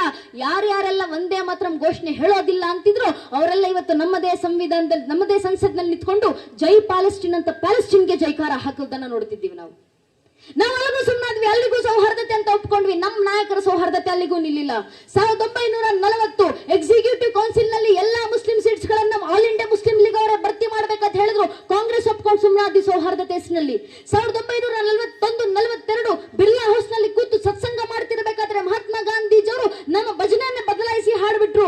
ರಘುಪತಿ ರಾಘವ ರಾಜಾರಾಮ್ ಪತೀತ ಪಾವನ ಸೀತಾರಾಮ್ ಈಶ್ವರ ಅಲ್ಲಾ ತೇರೆ ನಾಮ್ ಸಬಕೋ ಸನ್ಮತ ದೇ ಭಗವಾನ್. ತುಂಡರಿಸ್ಬಿಟ್ಟಿಗೆ ನಾವು ಭಜನೆಯನ್ನ ಬದಲಿಸಿ ಬಿಟ್ಟಿವಿ. ಯಾಕೆ? ಸೌಹಾರ್ದತೆ ಹೆಸರಿನಲ್ಲಿ. ಯಾರಿಗೋಸ್ಕರ ಭಜನೆ ಬದಲಾಯಿಸಿದ್ವು ಅವ್ರು ಇವತ್ತಿಗೂ ಈ ಭಜನೆ ಹಾಡ್ಲೇ ಇಲ್ಲ. ನಮ್ಮ ಧಾರ್ಮಿಕ ಕ್ಷೇತ್ರದಲ್ಲಿ ನಾವು ಮಾತ್ರ ನಿರಂತರ ಪುಂಖಾನುಪುಂಖ ಹಾಡ್ತಿದ್ದೀವಿ ಈ ಭಜನೆಯನ್ನ. ನಾವಾದ್ರೂ ಜಾಗೃತರಾಗಿ ಮುಂದಿನ ಪೀಳಿಗೆಗೆ ಹೇಳ್ಕೊಡಬೇಕು. ಇದಲ್ಲಪ್ಪ ಮೂಲ ಭಜನೆ. ಈಶ್ವರ ಅಲ್ಲ ತೇರೆ ನಾಮ್ ಸಬಕೋ ಸನ್ಮತ ದೇ ಭಗವಾನ್ ಅನ್ನೋದಲ್ಲ ಭಜನೆ. ಮಕ್ಕಳಿಗೆ ಹೇಳ್ಕೊಡಬೇಕು. ರಘುಪತಿ ರಾಘವ ರಾಜಾರಾಮ್ ಪತೀತ ಪಾವನ ಸೀತಾರಾಮ್ ಸುಂದರ ವಿಗ್ರಹ ಮೇಘಶ್ಯಾಮ್ ಗಂಗಾ ತುಳಸಿ ಸಾಲಿಗ್ರಾಮ್ ರಘುಪತಿ ರಾಘವ ರಾಜಾರಾಮ್ ಪತೀತ ಪಾವನ ಸೀತಾರಾಮ್ ಜಯ ಜಯ ವಲ್ಲಭ ಸೀತಾರಾಮ್ ಅಂತ ನಾವು ಮೂಲ ಹಾಡಿದ್ದು ಭಜನೆಯನ್ನ. ಆ ಮೂಲ ಭಜನೆಯನ್ನಾದ್ರೂ ಮಕ್ಕಳಿಗೆ ಸತ್ಯದ ಹೆಸರಿನಲ್ಲಿ ಹೇಳ್ಕೊಡುವಂತ ಪ್ರಯತ್ನ ಮಾಡೋಣ, ಮುಂದಿನ ಪೀಳಿಗೆಗೆ ತಲುಪಿಸೋಣ. ಆದ್ರೆ ನಮ್ಮ ನಾಯಕರ ಸೌಹಾರ್ದತೆ ಅಲ್ಲಿಗೂ ನಿಲುವಿಲ್ವಲ್ಲ, ಮುಂದುವರಿತು. 1945 ಶಿಮ್ಲಾ ಕಾನ್ಫರೆನ್ಸ್ ಅನ್ನು ಒಪ್ಕೊಂಡ್ವಿ ನಾವು. 1946 ಕ್ಯಾಬಿನೆಟ್ ಮಿಷನ್ ಪ್ಲಾನ್ ಅನ್ನು ಒಪ್ಕೊಂಡ್ವಿ ನಾವು. 1946 ಡೈರೆಕ್ಟ್ ಆಕ್ಷನ್ಗೆ ಮೊಹಮ್ಮದ್ ಅಲಿ ಜಿನ್ನ ಕರೆ ಕೊಟ್ಟರು. ಯಾವ ಮೊಹಮ್ಮದ್ ಅಲಿ ಜಿನ್ನ ಒಂದು ಕಾಲದಲ್ಲಿ ನಾನು ಮೊದಲಿಗೂ ರಾಷ್ಟ್ರೀಯವಾದಿ, ಎರಡನೇದಾಗೂ ರಾಷ್ಟ್ರೀಯವಾದಿ, ಕೊನೆಯದಾಗೂ ರಾಷ್ಟ್ರೀಯವಾದಿ ಅಂತ ಹೇಳ್ತಿದ್ರು, ಅದೇ ಜಿನ್ನ ಬಂದು ಮುಂದೆ ಹೇಳಿದ್ರು, we either want divided India if not destroyed India. ಒಂದು ಭಾಗವಾದಂತ ಭಾರತ ಕೊಡಿ, ಇಲ್ಲ ಭಗ್ನವಾದಂತ ಭಾರತ ತಗೊಳ್ತೀವಿ ಅಂತ ಜಿನ್ನಾನ ಹೇಳಿಕೆ. ಜಿನ್ನ ಹೇಳಿದ್ರು ಕೋಲ್ಕತ್ತಾದಲ್ಲಿ ಡೈರೆಕ್ಟ್ ಆಕ್ಷನ್ ನಡೆಯುತ್ತೆ. ಅದನ್ನ ಕೇಳಿ ನಮ್ಮ ನಾಯಕರು ಸುಮ್ಮನಾದ್ರು. ಡೈರೆಕ್ಟ್ ಆಕ್ಷನ್ ನಡೀತು. ಒಬ್ಬರು ಸರ್ದಾರ್ ವಲ್ಲಭಭಾಯ್ ಪಟೇಲ್ ಅವರು ಮುಂದೆ ಬಂದು ಹೇಳಿದ್ರು, ಸ್ವಾರ್ಡ್ಸ್ ವಿಲ್ ಬಿ ಮೆಟ್ ವಿತ್ ಸ್ವಾರ್ಡ್ಸ್. ಖಡ್ಗಗಳು ಖಡ್ಗಗಳಿಗೆ ಘರ್ಷಣೆ ಆಗ್ತವೆ. ಕೋಲ್ಕತ್ತಾ ವಲ್ಲಭಭಾಯಿ ಅವರು ಘೋಷಣೆ ಕೊಟ್ಟರು. ಆದರೆ ಕೋಲ್ಕತ್ತಾದಲ್ಲಿ ಡೈರೆಕ್ಟ್ ಆಕ್ಷನ್ ನಡೆದಾಗ ಒಬ್ಬ ನಾಯಕರು ಮುಂದೆ ಬಂದು ಹಿಂದೂಗಳನ್ನು ರಕ್ಷಣೆ ಮಾಡುವಂತ ಕೆಲಸ ಮಾಡಲಿಲ್ಲ. ಒಬ್ಬ ನಾಯಕರು. ನಿರಂತರ ಡೈರೆಕ್ಟ್ ಆಕ್ಷನ್ ನಡೀತು. ಶುಕ್ರವಾರದಂದು ಕೋಲ್ಕತ್ತಾದಲ್ಲಿ ತಮ್ಮ ಮತದ ಪ್ರಾರ್ಥನೆಯನ್ನು ಮಾಡಲಿಕ್ಕೆ ಮತಕ್ಷೇತ್ರಕ್ಕೆ ಹೊರಟಂತವರು ಕ್ಷೇತ್ರದಿಂದ ಹೊರಗೆ ಬರಬೇಕಾದ್ರೆ ಕೈಲಿ ಕಲ್ಲುಗಳನ್ನು ಹಿಡಿದುಕೊಂಡು ಬಂದ್ರು. ಹಿಂದೂಗಳ ಮನೆಗಳನ್ನು ಹುಡುಕಿ ಹುಡುಕಿ ಕೋಲ್ಕತ್ತಾದ ಹಿಂದೂಗಳ ಮನೆ ಮೇಲೆ ದಾಳಿ ಮಾಡಲಾಯಿತು. ಕೋಲ್ಕತ್ತಾದ ಹಿಂದೂಗಳ ಅಂಗಡಿಗಳಿಗೆ ಬೆಂಕಿ ಹಚ್ಚಲಾಯಿತು. ಹಿಂದೂಗಳ ನರಮೇಧಗಳು ನಡೀತು. ಬೀದಿ ಬದಿಯಲ್ಲಿ ನಮ್ಮ ಹೆಣ್ಣು ಮಕ್ಕಳ ಅತ್ಯಾಚಾರಗಳಾದ್ವು. ದಿನಗಟ್ಟಲೆ ಇದು ನರಮೇಧಗಳು ನಡೀತಿತ್ತು. ಹಿಂದೂ ನಾಯಕರು, ಕಾಂಗ್ರೆಸ್ ನಾಯಕರು, ಅಂದಿನ ದೇಶದ ನಾಯಕರು ಎಲ್ಲರೂ ಮೌನವಾಗಿ ಸುಮ್ಮನಿದ್ರು. ಆಗಸ್ಟ್ 19ರವರೆಗೂ ನರಮೇಧ ನಡೆದು 1946ರಲ್ಲಿ ಕೋಲ್ಕತ್ತಾ ಡೈರೆಕ್ಟ್ ಆಕ್ಷನ್. ಅಲ್ಲಿವರೆಗೂ ಸುಮ್ಮನಿದ್ದಂತ ಹಿಂದೂಗಳು ಒಬ್ಬ ಹಿಂದೂ ಎದ್ದು ನಿಂತರು. ಗೋಪಾಲ್ ಪಾಠ ಅಂತ ಅವರ ಹೆಸರು. ವೃತ್ತಿಯಿಂದ ಮಾಂಸ ಕತ್ತರಿಸುವವರು. ಮುಂದೆ ಬಂದು ಹೇಳಿದ್ರು, ಎಲ್ಲಿವರೆಗೂ ಹಿಂದೂಗಳು ಸುಮ್ಮನಿರ್ತೀರಾ? ಎಲ್ಲಿವರೆಗೂ ನರಮೇಧಗಳಿಗೆ ಬಲಿಯಾಗ್ತೀರಾ? ಅವರೆಲ್ಲ ಕಲ್ಬಿಸ್ತಿದ್ದಾರೆ ಅಂದ್ರೆ ನೀವ್ಯಾಕಪ್ಪ ಸುಮ್ಮನಿರ್ತೀರಾ? ಗೋಪಾಲ್ ಪಾಠ ಅವರು ಹೇಳ್ತಾರೆ, ನಾವು ಬಜರಂಗಿ ವಂಶಸ್ಥರು. ಎಷ್ಟು ರಾಮ ಸೇತುವೆಯಿಂದ ನಿರ್ಮಾಣ ಮಾಡಿದವ್ರು ನಾವು. ನಿಮ್ ಕೈ ಕಲ್ಲುಗಳನ್ನ ಹಿಡಿಲಿಕ್ಕೆ ಬರೋದಿಲ್ವಾ? ನಿಮ್ ಕೈ ಶಸ್ತ್ರಾಸ್ತ್ರಗಳನ್ನ ಹಿಡಿಲಿಕ್ಕೆ ಬರೋದಿಲ್ವಾ? ಹಿಂದೂಗಳೇ ಜಾಗೃತರಾಗಿ ಹೋರಾಟ ಮಾಡಿ ರಣಾಂಗಣಕ್ಕಿಳಿರಿ. ನಿಮ್ಗೆ ಶಸ್ತ್ರಾಸ್ತ್ರಗಳು ಬೇಕಾ? ನನ್ನ ಬಳಿ ಬನ್ನಿ. ನನ್ನ ಅಂಗಡಿನಲ್ಲಿ ಇಟ್ಟಿದ್ದೀನಿ ಶಸ್ತ್ರಾಸ್ತ್ರಗಳನ್ನ. ಎಷ್ಟು ಬೇಕೋ ಅಷ್ಟು ಕೊಡ್ತೀನಿ. ಎಲ್ಲರೂ ಹೋರಾಟ ಮಾಡೋಣ. ನಿಮ್ಮಿಂದ ಹೋರಾಟ ಮಾಡ್ಲಿಕ್ಕೆ ಆಗ್ಲಿಲ್ಲ ಅಂದ್ರೆ ಪರವಾಗಿಲ್ಲ. ಬೀದಿನಲ್ಲಿರುವಂತ ಅಷ್ಟು ಜನ ಹಿಂದೂಗಳು ಸೇರ್ಕೊಂಡು ಒಂದು ಜಾಗದಲ್ಲಿ ನಿಂತ್ಕೊಳ್ಳಿ ಸಾಕು. ನಿಮ್ ಸಂಖ್ಯೆ ನೋಡಿದ್ರೆ ಎದುರು ಹೋರಾಡ್ತಾರ ಅವರು ಸಾಕು. ಒಂದು ಜಾಗದಲ್ಲಿ ನಿಂತು ಹೆದರಿಸುವಂತ ಕೆಲಸ ಮಾಡಿ. ಗೋಪಾಲ್ ಪಾಠ ಕರೆ ಕೊಟ್ರು. ಒಬ್ಬ ಗೋಪಾಲ್ ಪಾಠ ಹಿಂದೂಗಳನ್ನ ಸಂಘಟಿಸಿದ್ರು. ಗೋಪಾಲ್ ಪಾಠ ಅವರೊಂದಿಗೆ ಜುಗಲ್ ಚಂದ್ರರಂತವರು ಎದ್ದು ಬಂದ್ರು. ಎಲ್ಲರೂ ಹೋರಾಟ ಮಾಡ್ಲಿಕ್ಕೆ ಶುರು ಮಾಡಿದ್ರೆ ಒಂದೇ ಒಂದು ದಿನ ಆಗಸ್ಟ್ 19 ರಾತ್ರಿ ಕಳೆದು ಆಗಸ್ಟ್ 20 ಬೆಳಗ್ಗೆ ಇರೋಷ್ಟೊಳಗೆ ಕೋಲ್ಕತ್ತಾದ ಮಿನಿಸ್ಟರ್ ಆಗಿದ್ದಂತ ಸುರಾವರ್ದಿ ತನ್ನ ಆಪ್ತರನ್ನ ಕಳಿಸಿ ಗೋಪಾಲ್ ಪಾಠ ಅವ್ರ ಹತ್ರ ಮಾತಾಡಿಸಿ ಕೈ ಮುಗಿದು ಕೇಳ್ಕೊಂತಾರೆ, ನಾವು ಶಸ್ತ್ರಾಸ್ತ್ರ ಕೆಳಗಿಡ್ತೀವಿ, ನೀವು ಶಸ್ತ್ರಾಸ್ತ್ರ ಕೆಳಗಿಟ್ಬಿಡಿ. ಯಾಕೆಂದ್ರೆ ಸುರಾವರ್ದಿಗೆ ಚೆನ್ನಾಗಿ ಗೊತ್ತಿತ್ತು, ಇನ್ನು ಒಂದು ದಿನ ಗೋಪಾಲ್ ಪಾಟನ ಜೊತೆಗೆ ಹಿಂದೂಗಳು ಇದೇ ಯುದ್ಧವನ್ನ ಮುಂದುವರಿಸಿದ್ರೆ ಆಲ್ ಇಂಡಿಯಾ ಮುಸ್ಲಿಂ ಲೀಗ್ ನ ಒಬ್ಬ ನಾಯಕ ಜೀವ ಸಹಿತ ಉಳುವುದಿಲ್ಲ ಅಂತ ಗೊತ್ತಿದ್ದ ಸುರಾವರ್ದಿ ಅವತ್ತು ಮಂಡಿ ಊರಿ ಕೂತ. ಒಬ್ಬ ಗೋಪಾಲ್ ಪಾಟ ನಿಂತು ಇಡೀ ಹಿಂದೂ ಧರ್ಮದ ರಕ್ಷಣೆಯನ್ನು ಕೋಲ್ಕತ್ತಾದಲ್ಲಿ ಮಾಡಿಕೊಂಡ್ರು. ಒಬ್ಬ ಜಾಗೃತಿ ಆಗಿದ್ದು, ಒಬ್ಬೊಬ್ರು ಜಾಗೃತರಾಗಬೇಕಾಗಿತ್ತು ಸಾಕು. ಈ ಜಾಗೃತಿ ನಮ್ಮ ದೇಶದಲ್ಲಿ ಬೇಕಾಗಿತ್ತು ಅಂದ್ರೆ ನಮ್ಮ ನಾಯಕರು ತರಲಿಕ್ಕೆ ಬಿಡ್ಲಿಲ್ಲ. ಪಾಕಿಸ್ತಾನದಿಂದ ಟ್ರೈನ್ ನ ಡೇರೆಗಳ ತುಂಬಾ ಹಿಂದೂ ಮತ್ತು ಶಿಖರ ಶವಗಳು ಬರ್ತಿದೆ ಅಂದಾಗ ನಮ್ಮ ನಾಯಕರು ಮಾತಾಡ್ಲಿಲ್ಲ. ಆದ್ರೆ ಆ ಸಂದರ್ಭದಲ್ಲಿ ಹಿಂದೂಗಳ ಪರವಾಗಿ, ಸಿಖ್ಖರ ಪರವಾಗಿ ಹಿಂದೂಗಳೇ ಜಾಗೃತರಾಗಿ ಎಲ್ಲಿವರೆಗೂ ಬಲಿಯಾಗ್ತೀರಾ, ನಿಮ್ ರಕ್ಷಣೆ ನೀವೇ ಮಾಡ್ಕೊಳ್ಳಿ ಅಂತ ಕರೆ ಕೊಟ್ಟವರು ನಾಯಕರಲ್ಲ. ನಮ್ಮ ಕರ್ನಾಟಕದಿಂದ ಒಂದು ಧ್ವನಿ ಹೇಳ್ತು. ಆ ಧ್ವನಿ ಬೇರೆ ಯಾರದು ಅಲ್ಲ, ನಮ್ಮ ರಾಷ್ಟ್ರಕವಿ ಕುವೆಂಪು ಅವ್ರದ್ದು. ಕುವೆಂಪು ಅವರು ನಿಂತು ಹಿಂದೂಗಳಿಗೆ ಕರೆಯನ್ನ ಕೊಡ್ತಾರೆ, ಹಿಂದೂಗಳೇ ಜಾಗೃತರಾಗಿ ರಕ್ಷಣೆ ಮಾಡ್ಕೊಳ್ಳಿ, ನಿಮ್ಮಲ್ಲಿ ಹನುಮನ ಬಲ ಜಾಗೃತರಾಗ್ಲಿ. ಇಕ್ಷು ಗಂಗಾತ್ರಿಯಲ್ಲಿ ಕುವೆಂಪು ಅವರು ಕವಿತೆ ಬರೆದು ಹೇಳಿದ್ರು, ಅವತರಿಸಿ ಬಾಯಿಂದ ಹಿಂದುವಿನ ಹೃದಯಕ್ಕೂ ಹಿಂದೆತ್ತನವನ್ನೂಕಿ, ಓ ಲಂಕಾ ಭಯಂಕರ ಸಮೀರ ಕುಮಾರ, ಹೇ ಆಂಜನೇಯ, ನಿನ್ನ ಸಮುದ್ರವಂ ಲಂಘಿಸ ಶಕ್ತಿ, ಪರ್ವತವಂ ಕಿತ್ತೆತ್ತು ಪತ್ತು ತಂದ ಶಕ್ತಿ, ಸೀತಾ ಪತಿವ್ರತೆ ಮಾನವವಂ ಸಂರಕ್ಷಿಸ ಶಕ್ತಿ, ಅವತರಿಸಿ ಬರಲಿಂದೆ ಹಿಂದುವಿನ ಹೃದಯಕ್ಕೂ ಆ ನಿನ್ನ ಯೋಗಿ ಸಿದ್ಧಿಯ ಶಕ್ತಿ, ಆ ನಿನ್ನ ರಾಮಭಕ್ತಿ ತಪಶಕ್ತಿ, ಆ ನಿನ್ನ ಬ್ರಹ್ಮಚರ್ಯದ ಶಕ್ತಿ, ಅವತರಿಸಿ ಬಾಯಿಂದೆ ಹಿಂದುವಿನ ಹೃದಯಕ್ಕೂ ಹಿಂದೆತ್ತನವನ್ನೂಕಿ, ಓ ಲಂಕಾ ಭಯಂಕರ ಸಮೀರ ಕುಮಾರ, ಹೇ ಆಂಜನೇಯ ಅಂತ ಕುವೆಂಪು ಅವರು ಕರೆ ಕೊಟ್ಟು ಹಿಂದೂಗಳಲ್ಲಿ ಜಾಗೃತಿ ಮೂಡಿಸ್ತಾರೆ. ಹಿಂದೂಗಳೇ ಜಾಗೃತರಾಗಿ. ಎಲ್ಲಿವರೆಗೂ ಈ ಜಾಗೃತಿ ನಮ್ಮಲ್ಲಿ ಬರಲಿಲ್ವೋ ಅಲ್ಲಿವರೆಗೂ ನಾವು ಎಲ್ಲಾ ಬಲಿದಾನಗಳಿಗೂ ಬಲಿಯಾಗ್ತಾ ಬಂದ್ವಿ, ಎಲ್ಲಾ ನರಮೇಧಗಳಿಗೂ ಬಲಿಯಾಗಿದ್ದೀವಿ. ನಾವು ಸೌಹಾರ್ದತೆ ಹೆಸರಿನಲ್ಲಿ, ನಾವು ಭ್ರಾತೃತ್ವದ ಹೆಸರಿನಲ್ಲಿ ನಮ್ಮ ಜಾಗರೂಕತೆಯನ್ನ ಮರೆತು ನಮ್ಮ ನಾಯಕರು ಮಾಡಿದಂತ ಅಪರಾಧಗಳ ಜೊತೆ ರಾಜಿಯನ್ನೇ ಸೌಹಾರ್ದತೆ ಅಂತ ಭಾವಿಸಿ ಸುಮ್ಮನೆ ನಿಂತ್ವಿ ನಾವು. ಪರಿಣಾಮ ಏನಾಯ್ತು? ದೇಶ ತುಂಡರಿಸಿದ್ವಿ.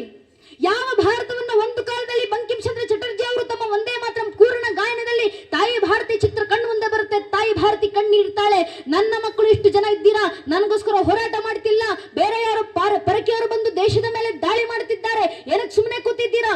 ಕುಪುತ್ರ ಕೋಟಿ ಇದೇಕೆ ಬಂಜಿತನ ಲೇಸೆಂದು ತಾಯಿ ಕಣ್ಣೀರು ಹರಿಸುತ್ತಿರಲು ತಾಯಿ ಭಾವಚಿತ್ರವನ್ನ ನೋಡಿ ಬಂಕಿಮರು ಬರೀತಾರೆ, ತಾಯಿ ನಿನ್ನ ಬಂಜಿ ಅಲ್ಲಮ್ಮ, ನಿನ್ನ ಅಬಲೆ ಅಲ್ಲ, ಕೋಟಿ ಕೋಟಿ ಕಂಠ ಕಲ ಕಲ ನಿನಾದ ಕರಾಲೆ, ಕೋಟಿ ಕೋಟಿ ಭುಜ ಧೃತ ಕರ ಕರವಾಲೆ, ಅಬಲಾಕೆನುಮ ತುಮಿ ಅಬಲೆ, ಬಹುಬಲ ಧರಿಣಿಂ ನಮಾಮಿ ತಾರಿಣಿಂ ರಿಪುದಲವರಿಣಿಂ ಮಾತರಂ ವಂದೇ ಮಾತರಂ. ತಾಯಿ, ಕೋಟಿ ಕೋಟಿ ಕಂಠಗಳಿಂದ ಸುಮಧುರವಾಗಿ ಹಾಡುವವಳು ನೀನು, ಕೋಟಿ ಕೋಟಿ ಭುಜಗಳಿಂದ ಶಸ್ತ್ರ ಚಾಲನೆ ಮಾಡುವವಳು ನೀನು, ಕೋಟಿ ಕೋಟಿ ಜನ ನಿನ್ನ ಮಕ್ಕಳು ಇಲ್ಲಿರಬೇಕಾದ್ರೆ, ನಾವಿರಬೇಕಾದ್ರೆ ನಿನ್ನ ಮೇಲೆ ಯಾರಮ್ಮ ದಾಳಿ ಮಾಡ್ಲಿಕ್ಕೆ ಬರ್ತಾರೆ? ನಾವು ನಿನ್ನ ರಕ್ಷಿಸ್ತೀವಿ, ಇನ್ನು ಹೇಗ್ ಬಂಜೆ ಆಗ್ತ್ಯಾ? ನೀನೇ ಗಬಲೆ ಆಗ್ತ್ಯಾ? ನೀನು ಸಾಕ್ಷಾತ್ ದುರ್ಗಿ, ತ್ವಂ ಹಿ ದುರ್ಗದ ಪ್ರಹರಣ ದಾರಿಣಿ, ಕಮಲಾ ಕಮಲದಳ ವಿಹಾರಿಣಿ, ವಾಣಿ ವಿದ್ಯಾದಾಯಿನಿ ನಮಾಮಿ ತ್ವಾಂ ನಮಾಮಿ ಕಮಲಾಂ ಅಮಲಾಂ ಅತುಲಾಂ ಸುಜಲಾಂ ಸುಫಲಾಂ ಮಾತರಂ ವಂದೇ ಮಾತರಂ. ಬಂಕಿಮರು ಬರೆದ್ರು, ನೀನು ದುರ್ಗಿ, ನನ್ನ ಭುಜಗಳಲ್ಲಿ ರಾಜಾರಿಸುವಂತ ಸಾಮರ್ಥ್ಯ ನೀನು, ನನ್ನ ಬಾಯಿಂದ ಹೊರಡುವಂತ ವೀಣಾನಾದವಾದಂತ ಸರಸ್ವತಿ ನೀನು, ಕಮಲದಳಗಳಲ್ಲಿ ವಿಹಾರಿಸಿರುವಂತ ಲಕ್ಷ್ಮಿ ನೀನು, ನನ್ನ ದೇಶದ ಗುಡಿ ಗೋಪುರಗಳಲ್ಲಿ ಆರಾಧಿಸಲ್ಪಡುವಂತ ಒಂದೊಂದು ದೇವರ ಸಾಕ್ಷ್ಯ ಸ್ವರೂಪ ನೀನೇ ಕಣಮ್ಮ ತಾಯಿ ಭಾರತಿ.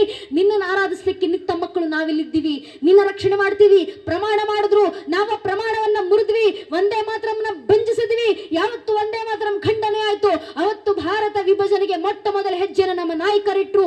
ವಂದೇ ಮಾತರಂ ಭಗ್ನಗೊಳಿತು. ವಂದೇ ಮಾತರಂ ವರ್ಣಿಸಿದ್ದಂತ ತಾಯಿ ಭಾರತಿ ಅಖಂಡ ಸ್ವರೂಪ ಕೂಡ ವಿಭಜನೆ ಆಯ್ತು. ನಮ್ಮ ಎಲ್ಲಾ ಭೂಭಾಗಗಳನ್ನು ಅನಾಯಾಸವಾಗಿ ಬಿಟ್ಟುಕೊಟ್ಟಿವಿ. ನಾವು ಒಂದ ಎರಡ ಜಗತ್ತಿನ ಭೂಭಾಗವನ್ನು ಆಳದವರು ನಾವು. ಅಫ್ಘಾನಿಸ್ತಾನ ನಮ್ಮ ಗಾಂಧಾರ, ನೇಪಾಳ ನಮ್ಮ ಮಿಥಿಲಾ, ಟಿಬೆಟ್ ನಮ್ಮ ತ್ರಿಬಿಷ್ಟಪ, ಪಾಕಿಸ್ತಾನ ರಾಷ್ಟ್ರವೇ ಇರಲಿಲ್ಲ, ಒಂದೊಂದು ಭಾಗ ಇತ್ತು ಅಷ್ಟೇ. ಪಾಕಿಸ್ತಾನ ಒಂದು ಭಾಗ ನಮ್ಮ ಸಿಂಧ್ ಪ್ರದೇಶ, ಪಾಕಿಸ್ತಾನದ ಲಾಹೋರ್ ಪಂಜಾಬಿನ ಭಾಗ ನಮ್ಮ ಮೂಲ ಸ್ಥಾನ, ಪಾಕಿಸ್ತಾನದ ಬಲೂಚಿಸ್ತಾನ ನಮ್ಮ ಅಶ್ಮಕ, ಬಾಂಗ್ಲಾದೇಶ ನಮ್ಮ ವಂಗಭೂಮಿ, ಎಲ್ಲವನ್ನ ಕಳ್ಕೊಂಡ್ವಿ. 1876 ಅಫ್ಘಾನಿಸ್ತಾನ ನಮ್ಮ ಕೈ ತಪ್ಪಿ ಹೋಯ್ತು. 1904 ನೇಪಾಳ ನಮ್ಮ ಕೈ ತಪ್ಪಿ ಹೋಯ್ತು. 1906 ಟಿಬೆಟ್ ನಮ್ಮ ಕೈ ತಪ್ಪಿ ಹೋಯ್ತು. 1907 ಭೂತಾನ್ ನಮ್ಮ ಕೈ ತಪ್ಪಿ ಹೋಯ್ತು. 1938 ಅಫಿಷಿಯಲ್ ಆಗಿ 1947 ಶ್ರೀಲಂಕಾ ನಮ್ಮ ಕೈ ತಪ್ಪಿ ಹೋಯ್ತು. 1947 ಪಾಕಿಸ್ತಾನ ನಮ್ಮ ಕೈ ತಪ್ಪಿ ಹೋಯ್ತು. ಒಂದಾದ ನಂತರ ಭೂಭಾಗ ಬಿಟ್ಕೊಟ್ಟಾಗ ಅಲ್ಲಿ ಬಿಟ್ಕೊಟ್ಟಿದ್ದು ನಾವು ನಿರ್ಜೀವ ಪ್ರದೇಶಗಳನ್ನ ಮಾತ್ರ ಅಲ್ಲ, ನಮ್ಮ ಸಂಸ್ಕೃತಿ, ನಮ್ಮ ಪರಂಪರೆ, ನಮ್ಮ ಇತಿಹಾಸ, ನಮ್ಮ ಗರಿಮೆ ಎಲ್ಲವನ್ನು ಬಿಟ್ಕೊಟ್ವಿ. ನೇಪಾಳ ನಮ್ಮ ಕೈ ತಪ್ಪಿ ಹೋದಾಗ ಕೈ ತಪ್ಪಿ ಹೋಗಿದ್ದು ಭೂಪ್ರದೇಶ ಮಾತ್ರ ಅಲ್ಲ, ನೇಪಾಳ ನಮ್ಮ ಮಿಥಿಲಾ, ತಾಯಿ ಸೀತಾಮಾತೆ ಜನಿಸಿದಂತ ಜನ್ಮಭೂಮಿ. ಆ ಜನಕಪುರದ ಜಾನಕಿ ಮಂದಿರ ನಮ್ಮಿಂದ ಕೈ ತಪ್ಪಿ ಹೋಯ್ತು. ಅಲ್ಲಿ ನಮ್ಮ ಮುಕ್ತಿನಾಥನ ಮಂದಿರ ಇದೆ, ಅಲ್ಲಿ ನಮ್ಮ ಪಶುಪತಿನಾಥನ ಮಂದಿರ ಇದೆ, 108 ಶಕ್ತಿಪೀಠಗಳಲ್ಲಿ ಒಂದಾಗಿರುವಂತಹ ಗುಹೇಶ್ವರಿಯ ಮಂದಿರ ಇದೆ. ಎಲ್ಲವನ್ನು ಬಿಟ್ಟುಕೊಟ್ವಿ. ಟಿಬೆಟ್ ಮಾನಸ ಸರೋವರ ಹೃತ್ಪೂರ್ವಕವಾಗಿ ಹರಿದಿರುವಂತ ಭೂಮಿ ಅದು. ನಮ್ಮ ಕೈಲಾಸ ಪರ್ವತ ವಿರಾಜಿಸುವಂತ ಭೂಮಿ ಅದು. ಆ ಟಿಬೆಟ್ ಬಿಟ್ಕೊಟ್ಟಾಗ ಮಾನಸ ಸರೋವರ ಬಿಟ್ಕೊಟ್ವಿ. ಶಿವನದ್ದೇ ಸ್ಥಾನವಾಗಿರುವಂತ ಕೈಲಾಸವನ್ನ ಬಿಟ್ಕೊಟ್ವಿ. ಇಂಡೋನೇಷ್ಯಾದ ಮೌಂಟ್ ಬರ್ಮೋದಲ್ಲಿ ತಲೆಮಾರುಗಳಿಂದ ಗಣೇಶನನ್ನ ಆರಾಧಿಸ್ತಾ ಬಂದಿದ್ದಾರೆ. ಆ ಗಣೇಶನ ಮೂಲ ಸ್ಥಾನವನ್ನ ಬಿಟ್ಕೊಟ್ವಿ ನಾವು. ಕಂಬೋಡಿಯಾದಲ್ಲಿ 12ನೇ ಶತಮಾನದಲ್ಲಿ ನಿರ್ಮಾಣವಾದಂತ ಜಗತ್ತಿನ ಅತಿ ದೊಡ್ಡ ವಿಷ್ಣು ಮಂದಿರ ಇದೆ. ಆ ವಿಷ್ಣು ಮಂದಿರವನ್ನ ಬಿಟ್ಕೊಟ್ವಿ ನಾವು. ಇನ್ ಥೈಲ್ಯಾಂಡ್ ಅಂತ ದೇಶಗಳು, ಭೂತಾನ್ ಅಂತ ದೇಶಗಳು ಭಾರತದ ಸಂಸ್ಕೃತಿನ ಉಸಿರಾಡ್ತಿರುವಂತ ಭೂಮಿ ಅನಾಯಾಸವಾಗಿ ಕೈ ತಪ್ಪಿ ಬಿಟ್ಕೊಟ್ವಿ ನಾವು, ಯಾರೋ ಹೇಳಿದ್ರು ಅನ್ನೋ ಕಾರಣಕ್ಕೆ. ಪಾಕಿಸ್ತಾನದಲ್ಲಿ ನಮ್ಮ ಮಂದಿರ ಇದು, ಎಲ್ಲ ಮಂದಿರಗಳನ್ನ ಭಗ್ನಗೊಳಿಸಲಾಯಿತು. ನಮ್ಮ ಸೂರ್ಯ ಮಂದಿರನಿಂದ ಹಿಡಿದು ನಮ್ಮ ಶಕ್ತಿ ಪೀಠಗಳವರೆಗೂ ಎಲ್ಲವನ್ನ ಭಗ್ನಗೊಳಿಸಲಾಯಿತು. ನೋಡ್ತಾ ನಾವು ಮೌನವಾಗಿ ಕೂತ್ವಿ. ಇನ್ನೆಷ್ಟು ವರ್ಷ ಮೌನವಾಗಿ ಕೂರೋದು? ದಯವಿಟ್ಟು ಅರ್ಥ ಮಾಡ್ಕೊಳ್ಳಿ. ಸೌಹಾರ್ದತೆ, ಭ್ರಾತೃತ್ವ ಎಂಬ ನೆಪದಲ್ಲಿ ಅಪರಾಧಗಳು ಜೊತೆ ರಾಜಿ ಮಾಡಿಕೊಂಡು ನಮ್ಮ ನಾಯಕರು ಬಂದ್ರು. ಪರಿಸ್ಥಿತಿ ಭಾರತ ವಿಭಜನೆ ಆಯಿತು. ಆದ್ರೆ ಯಾರು ನಮ್ಮದೇ ಮತವನ್ನ ಪಾಲಿಸ್ತೀವಿ ಅಂತ ಪಟ್ಟು ಹಿಡಿದು ನಿಂತ್ರೋ ಅವರಿಗೆಲ್ಲ ಇವತ್ತು ಯಾವ ಪರಿಸ್ಥಿತಿ? ಜಗತ್ನಲ್ಲಿರುವಂತ 200 ಕೋಟಿ ಕ್ರೈಸ್ತರಿಗೆ 150 ದೇಶಗಳಿದ್ದಾವೆ. 120 ಕೋಟಿ ಇರುವಂತ ಸುನ್ನಿಗಳಿಗೆ 40 ದೇಶಗಳಿದ್ದಾವೆ. 15-20 ಕೋಟಿ ಇರುವಂತ ಶಿಯಾಗಳಿಗೆ 5 ದೇಶಗಳಿದ್ದಾವೆ. ಬೌದ್ಧರಿಗೆ 7 ದೇಶಗಳಿದ್ದಾವೆ. ಅಷ್ಟೇ ಯಾಕೆ, ಜಗತ್ನಲ್ಲಿರುವಂತ 1,58,00,000 ಯಹೂದಿಗಳಿಗೂ ಒಂದು ದೇಶ ಇದೆ. ಆದ್ರೆ ಜಗತ್ನಲ್ಲಿರುವಂತ 120 ಕೋಟಿ ಹಿಂದೂಗಳಿಗಿರೋದು ಒಂದೇ ಒಂದು ರಾಷ್ಟ್ರ, ಅದು ನನ್ನ ದೇಶ ಭಾರತ ಮಾತ್ರ. ಈ ಭಾರತವನ್ನ ಬಿಟ್ಕೊಟ್ರೆ ಮತ್ತೆ ನಮಗೆ ನೆಲೆ ಇಲ್ಲ. ಇರೋದೊಂದು ರಾಷ್ಟ್ರವನ್ನ ನಾವು ಭದ್ರಗೊಳಿಸ್ಕೊಳ್ಳಿಲ್ಲ ಅಂದ್ರೆ ಇನ್ಯಾರು ಭದ್ರಗೊಳಿಸ್ತಾರೆ ಸ್ವಾಮಿ? ಇನ್ಯಾರು ಕಾಪಾಡ್ತಾರೆ? ಏನಕ್ಕೆ ಅಖಂಡ ಭಾರತ ಸಂಕಲ್ಪ ದಿನವನ್ನ ಮಾಡೋದು ಅಂದ್ರೆ ಇತಿಹಾಸ ಒಂದು ಗುಟ್ಟನ್ನ ಹೇಳುತ್ತೆ. History always repeats it self. ಇತಿಹಾಸ ತನ್ನಂತ ಸದಾಕಾಲ ಮರುಕಳಿಸುತ್ತೆ. ಇದು ಇತಿಹಾಸದ ನಿಯಮ. ಅಂದು ಆಗಿದ್ದು ಮತ್ತೆ ದೇಶ ಸಂಭವಿಸಬಹುದು. ನಾವೀಗ ನೋಡ್ತಿದ್ದೀವಿ, ಬಹಳ ದೂರ ಬೇಡ, ನಮ್ಮ ಅಕ್ಕಪಕ್ಕದಲ್ಲಿರುವಂತಹ ರಾಜ್ಯಗಳು, ಕೇರಳದಲ್ಲಿ ಈಗಾಗಲೇ ಪ್ರತ್ಯೇಕ ರಾಷ್ಟ್ರದ ಧ್ವನಿಗಳು ಹೇಳಿ ಬರ್ಲಿಕ್ಕೆ ಕೇಳಿಸ್ಲಿಕ್ಕೆ ಶುರುವಾಗಿದ್ದಾವೆ. ವೆಸ್ಟ್ ಬೆಂಗಾಲ್ ಅಂತೂ ಟೈಮ್ ಬಾಂಬ್ ನ ರೀತಿ ಇದೆ. ಯಾವ ಕ್ಷಣದ ಸ್ಫೋಟ ಆಗುತ್ತೆ ಯಾರಿಗೂ ಗೊತ್ತಿಲ್ಲ. ಕಾಶ್ಮೀರ ಯಾವ ಪರಿಸ್ಥಿತಿಯಲ್ಲಿದೆ ನೋಡ್ತಿದ್ದೀವಿ ನಾವು. ನಾರ್ತ್ ಈಸ್ಟರ್ನ್ ಇಂಡಿಯಾ ಭಾಗದಲ್ಲಿ ಯಾವ ರೀತಿ ಪರಿಸ್ಥಿತಿ ನಮ್ಮ ಗಡಿಗಳಿದ್ದಾವೆ ನೋಡ್ತಿದ್ದೀವಿ ನಾವು. ಒಂದ ಎರಡ ನಮ್ಮ ದೇಶದ ಹೊರಗೆ ನಿಂತು ದೇಶದ ಮೇಲೆ ದಾಳಿ ಮಾಡೋದು ಬಿಡಿ, ದೇಶದ ಒಳಗೆ ನಿಂತು ದೇಶವನ್ನ ಭಗ್ನಗೊಳಿಸುವಂತ ಕೆಲಸವನ್ನ ಮಾಡುವಂತವ್ರು ಒಂದಿಷ್ಟು ಜನ ಇದ್ದಾರೆ. ಈ ಬುದ್ಧಿಯೇ ಜೀವನ ಅಂತ ಅನ್ಕೊಂಡಿರುವಂತ ಬುದ್ಧಿಜೀವಿಗಳು. ಇವರೆಲ್ಲ ಪಾಲಿಸೋದು ಯಾರ ಮತವನ್ನ ಗೊತ್ತೇ? ಯಾವ ಡಾಕ್ಟರ್ ಗೊತ್ತೇ? 1965ರಲ್ಲಿ ವಿಶ್ವಸಂಸ್ಥೆಯಲ್ಲಿ ನಿಂತು ಮಾತಾಡಿದಂತ ಪಾಕಿಸ್ತಾನದ ಅಂದಿನ ನಾಯಕನಾದಂತ ಜುಲ್ಫಿಕರ್ ಅಲಿ ಭುತ್ತೋ ಮಾಡಿದಂತ ಭಾಷಣದ ಆಧಾರದ ಮೇಲೆ ಪಾಕಿಸ್ತಾನದ ಮಿಲಿಟರಿ ಡಾಕ್ಟರ್ ನಿರ್ಮಾಣ ಮಾಡುತ್ತೆ. ಡಾಕ್ಟರ್ ಹೆಸರು ಬ್ಲೀಡ್ ಇಂಡಿಯಾ ವಿತ್ 1000 ಕಟ್ಸ್. 1000 ಗಾಯಗಳ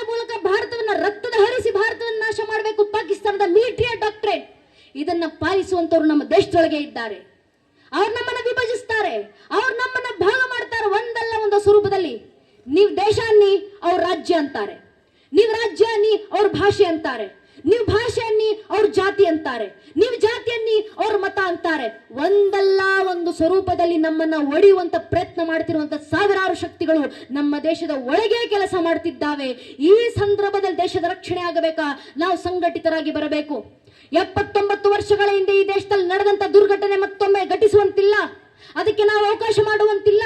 ನಾವು ಸಂಘಟಿತರಾಗಿ ಬಂದು ದೇಶದ ಉದ್ಧಾರವನ್ನು ಮಾಡಬೇಕು. ಅಂದು ಬಲಿದಾನವನ್ನು ಮಾಡಿದ್ದಾರೆ ನಮ್ಮ ಪೂರ್ವಿಕರು. ಸತ್ತು ಮಲಗುತ್ತ ನೆತ್ತರಿತ್ತರು, ಎರಿತು ಸಾಸಿರ ಯೋಧರು, ತನ್ನ ನೆಲದಲ್ಲಿ ಹೆಮ್ಮೆ ಛಲದಲ್ಲಿ ಮಾತುಗರ್ಪಿತರಾದರು. ಅತ್ತ ಹೆಣ್ಣ ಕಣ್ಣು ನೀರಿದೆ, ಹೆತ್ತ ಒಳಲದು ಚೀರಿದೆ, ಸುಯಿದ ನೆತ್ತರ ಸೇಡಿಗುತ್ತರ ನೀಡರನ್ನು ತಾನು ನರಳಿದೆ. ಅಂದು ತೀರಿಕೊಂಡವರು ನ್ಯಾಯವನ್ನ ಬಯಸಿದ್ರು. ಅದನ್ನ ನಾವು ಒದಗಿಸಿಕೊಡಬೇಕು. ಭಾರತವನ್ನ ಅಖಂಡಗೊಳಿಸಬೇಕು. ಇರುವಂತ ರಾಷ್ಟ್ರವನ್ನ ಮೊದಲು ಉಳಿಸ್ಕೊಳ್ಬೇಕು. ಯಾವ ರೀತಿ ಉಳಿಸ್ಕೊಳ್ತೀರಾ? ಸಂಘಟಿತರಾಗಿ ಬನ್ನಿ. ನಮ್ಮ ದೌರ್ಭಾಗ್ಯ ಹೇಳ್ಕೊಳ್ಳಿಕ್ಕಿದ್ದೀವಿ ನಾವು. ಜಗತ್ನಲ್ಲಿ 120 ಕೋಟಿ ಜನ ಹಿಂದೂಗಳ ಜನಸಂಖ್ಯೆ. ಆದ್ರೆ ಒಬ್ಬ ಹಿಂದುವಿನ ಮುಂದೆ ನೀವು ಇವತ್ತು ನಿಂತು ನೀನ್ ಯಾರಪ್ಪ, ನೀನ್ ಯಾವ ಸಮಾಜಕ್ಕೆ ಸೇರಿದವನು ಅಂದ್ರೆ ಹಿಂದುವಿನ ಬಾಯಿನಲ್ಲಿ ಧರ್ಮದ ಹೆಸರು ಬರೋಕು ಮುಂಚೆ ಜಾತಿ ಹೆಸರು ಬಂದಿರುತ್ತೆ. ಒಬ್ಬ ಹಿಂದೋಗೋಕ್ ಮುಂಚೆ ಒಬ್ಬ ಹಿಂದೂ ಬ್ರಾಹ್ಮಣ ಆಗ್ತಾರೆ, ಒಬ್ಬ ಹಿಂದೂ ಲಿಂಗಾಯತರಾಗ್ತಾರೆ, ಒಬ್ಬ ಹಿಂದೂ ಕುರುಬ್ರಾಗ್ತಾರೆ, ಒಬ್ಬ ಹಿಂದೂ ಗೌಡ್ರಾಗ್ತಾರೆ, ಒಬ್ಬ ಹಿಂದೂ ನಾಯಕ್, ಒಬ್ಬ ಹಿಂದೂ SC, ಒಬ್ಬ ಹಿಂದೂ ST, ಒಬ್ಬ ಹಿಂದೂ ಶೆಟ್ಟಿ, ಒಬ್ಬ ಹಿಂದೂ ಪೂಜಾರ್. ಹಿಂದೂ ಆಗೋದ್ ಯಾವಾಗ?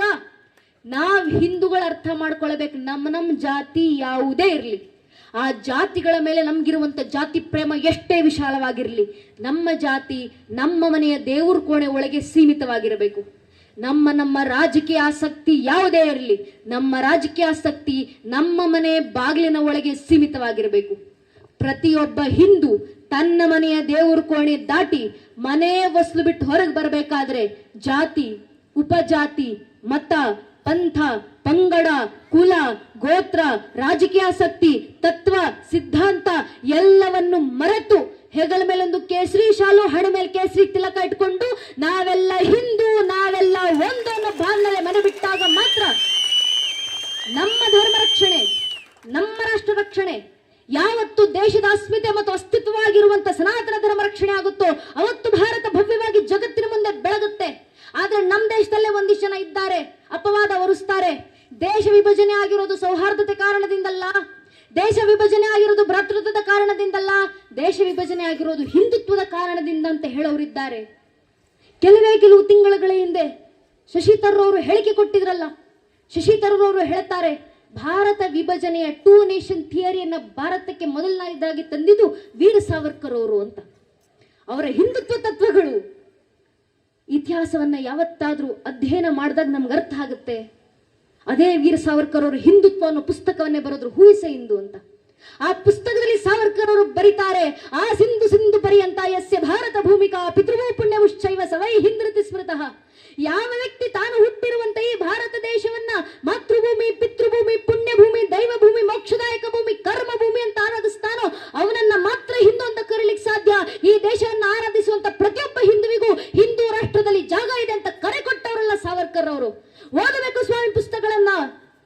ಅಂಬೇಡ್ಕರ್ ಅವರು ಬರೆದಿರುವಂತ ಪುಸ್ತಕ ಇದೆ, ಯಾವತ್ತಾದ್ರೂ ಓದಿ ನೋಡಿ. ಸಾವರ್ಕರ್ ಅವರು ಬರೆಯೋದು ಬೇಡ, ಇನ್ಯಾರೋ ಬರೆಯೋದು ಬೇಡ. ಡಾಕ್ಟರ್ ಬಾಬಾ ಸಾಹೇಬ್ ಅಂಬೇಡ್ಕರ್ ಅವರೇ ಬರೆದಿರುವಂತ ಪುಸ್ತಕ ಥಾಟ್ಸ್ ಆನ್ ಪಾಕಿಸ್ತಾನ್. ಇನ್ನೊಂದು ಪುಸ್ತಕ ಇದೆ, Pakistan the partition of India. ಆ 2 ಪುಸ್ತಕದಲ್ಲಿ ಸ್ಪಷ್ಟವಾಗಿ ಭಾರತ ವಿಭಜನೆಗೆ ಯಾರ್ಯಾರೆಲ್ಲ ಕಾರಣವಾದ್ರು, ಯಾವ ರೀತಿಯಲ್ಲಿ ಭಾರತದ ವಿಭಜನೆ ನಿರಂತರವಾಗಿ ನಡೆದುಕೊಂಡು ಬಂತು, ಯಾರು ಭಾರತವನ್ನು ವಿಭಜಿಸಿ ಹೋದ್ರು, ಎಲ್ಲವನ್ನು ಸ್ಪಷ್ಟವಾಗಿ ಇತಿಹಾಸವನ್ನು ಅಧ್ಯಯನ ಮಾಡಿ ಸೋರ್ಸಸ್ಗಳ ಸಮೇತ ಕೊಟ್ಟು ಬಾಬಾ ಸಾಹೇಬ್ ಅಂಬೇಡ್ಕರ್ ಅವರು ಬರೆದು ಹೋಗಿದ್ದಾರೆ ತಮ್ಮ ಪುಸ್ತಕವನ್ನ. ಓದಿದಾಗ ನಮ್ಗೆ ಅರ್ಥ ಆಗೋದು, ಭಾರತ ವಿಭಜನೆಯ ತತ್ವವನ್ನ ತಂದಿದ್ದು ಸಾವರ್ಕರ್ ಅವರು ಅಲ್ಲ. ಭಾರತ ವಿಭಜನೆ ತತ್ವವನ್ನ ತಂದಿದ್ದು, 2 ನೇಷನ್ ಥಿಯರಿನ ತಂದಿದ್ದು ಮೊಹಮ್ಮದ್ ಅಲಿ ಜಿನ್ನಾ ಕೂಡ ಅಲ್ಲ. ಭಾರತ ವಿಭಜನೆ 2 ನೇಷನ್ ಥಿಯರಿ ಭಾರತದಲ್ಲಿ ಹುಟ್ಕೊಂಡಿದ್ದು 1940ರಲ್ಲ, 1885ರಲ್ಲಿ. ಇದೇ ದೇಶದಲ್ಲಿದ್ದಂತ ಸರ್ ಸೈಯದ್ ಅಹಮದ್ ಖಾನ್ ಅನ್ನೋರು, ಯಾವ ಸರ್ ಸೈಯದ್ ಅಹಮದ್ ಖಾನ್ ಅಲಿಗರ್ ಚಳುವಳಿಯನ್ನ ಮುನ್ನಡೆಸಿದ್ರು, ಯಾವ ಸರ್ ಸೈಯದ್ ಅಹಮದ್ ಖಾನ್ ಅವರು ಡೆಲ್ವಾಯ್ಡ್ ಸ್ಕೂಲ್ ಆಫ್ ಥಾಟ್ ನಿಂದ ಬಂದು ಮದ್ರಾಸ ಈ ರೈಲ್ವೆನಲ್ಲಿ ಓದಿಕೊಂಡು ಬಂದಿದ್ರು, 1885ರಲ್ಲೇ ಭಾರತದಲ್ಲಿ 2 ನೇಷನ್ ಥಿಯರಿ ಬಗ್ಗೆ ವಿಚಾರವನ್ನ ಮಂಡಿಸಿ ಹೋಗಿದ್ದಾರೆ. ಅದರ ಪರಿಚಯವನ್ನ ಮಾಡಿಕೊಟ್ಟು ಹೋಗಿದ್ದಾರೆ. ಇದಕ್ಕೆ ಸೋರ್ಸಸ್ ಏನು ಅಂತ ಬಹಳ ಜನ ಕೇಳ್ತಾರೆ. ಏನು ಎಲ್ಲರ ಮೇಲೆ ಅಪವಾದ ಹೊರಿಸ್ತೀರಾ, ಇದಕ್ಕೆಲ್ಲ ಏನು 2007ರಲ್ಲಿ ಭಾರತ ವಿದ್ಯಾಭವನದಿಂದ ಪ್ರಕಟಣೆ ಆದಂತ ಒಂದು ಪುಸ್ತಕ ಇದೆ. ಆರ್ ಸಿ ಮಜುಮ್ದಾರ್ ಅವರು ಬರೆದಿರುವಂತಹ ಪುಸ್ತಕ Indian history and its people ಅಂತ. ಆ ಪುಸ್ತಕದ British paramountcy and Indian people, British paramountcy and Indic renaissance ಎಂಬ ಭಾಗ 2 ಎಡಿಷನ್ 4 ಪೇಜ್ ನಂಬರ್ 314ರಲ್ಲಿ ಸ್ಪಷ್ಟವಾಗಿ ಉಲ್ಲೇಖ ಮಾಡಲಾಗಿದೆ. 1887ರಲ್ಲಿ ಪೈನೀರ್ಗೆ ಆರ್ಟಿಕಲ್ ಬರೆದಂತ ಸರ್ ಸೈಯದ್ ಅಹಮದ್ ಖಾನ್ ಪೈನೀರ್ದಲ್ಲಿ ಆರ್ಟಿಕಲ್ ಬರೆದು ಹೇಳ್ತಾರೆ, a parliamentary system is unsuited for a country like India which consists of more than 2 or more nations in itself. 2ಕ್ಕೂ ಹೆಚ್ಚು ರಾಷ್ಟ್ರಗಳನ್ನ ತನ್ನೊಳಗೆ ಭದ್ರಗೊಳಿಸಿಕೊಂಡಿರುವಂತ ಭಾರತ ಎಂಬ ದೇಶಕ್ಕೆ ಪಾರ್ಲಿಮೆಂಟರಿ ಸಿಸ್ಟಮ್ ಅನ್ಸೂಟೆಡ್ ಅಂತ ಸರ್ ಸೈಯದ್ ಅಹಮದ್ ಖಾನ್ 1887ರಲ್ಲೇ ಪೈನೀರ್ಗೆ ಆರ್ಟಿಕಲ್ ಅನ್ನು ಬರೆದ್ರು. ಯಾವ ದೇಶಗಳನ್ನು ಗುರುತಿಸಿದ್ದವರು? 2ಕ್ಕೂ ಹೆಚ್ಚು ದೇಶ ಅಂದಾಗ, ಒಂದು ಹಿಂದೂಗಳು ಬಹುಸಂಖ್ಯಾತರಿರುವಂತ ಪ್ರದೇಶ, ಎರಡನೇದು ಮುಂದೆ ಮುಸಲ್ಮಾನರು ಬಹುಸಂಖ್ಯಾತರಾಗಿ ತೆಗೆದುಕೊಳ್ಳಿಕ್ಕಿರುವಂತ ಪಾಕಿಸ್ತಾನ, ಮುಂದೆದು ಖಾಲ್ಸಾ ಪರಂಪರೆಯಲ್ಲಿ ಬಂದಂತ ಸಿಖ್ಖರು ಕೇಳಲಿಕ್ಕಿರುವಂತ ಖಾಲಿಸ್ತಾನ. 3 ಭಾಗವನ್ನ ದೇಶವನ್ನ ಆಗಲೇ ತ್ರಿಖಂಡಗೊಳಿಸಿ ಹೋಗುವಂತ ಪ್ರಯತ್ನವನ್ನ ಮಾಡಿದವರು ಸೈಯದ್ ಅಹಮದ್ ಖಾನ್ ಅವರು. ಆ ಇತಿಹಾಸ ಮರೆತ್ವಿ ನಾವು. ಸಾವರ್ಕರ್ ಮೇಲೆ ಅಪವಾದವನ್ನು ಹೊರಿಸಲಾಯಿತು, ಇವರ ಹಿಂದುತ್ವದ ಕಾರಣದಿಂದ ದೇಶ ವಿಭಜನೆ ಆಯಿತು ಅಂತ. ಎಂತ ಅಮಾನುಷ ಕೃತ್ಯ ಇದು!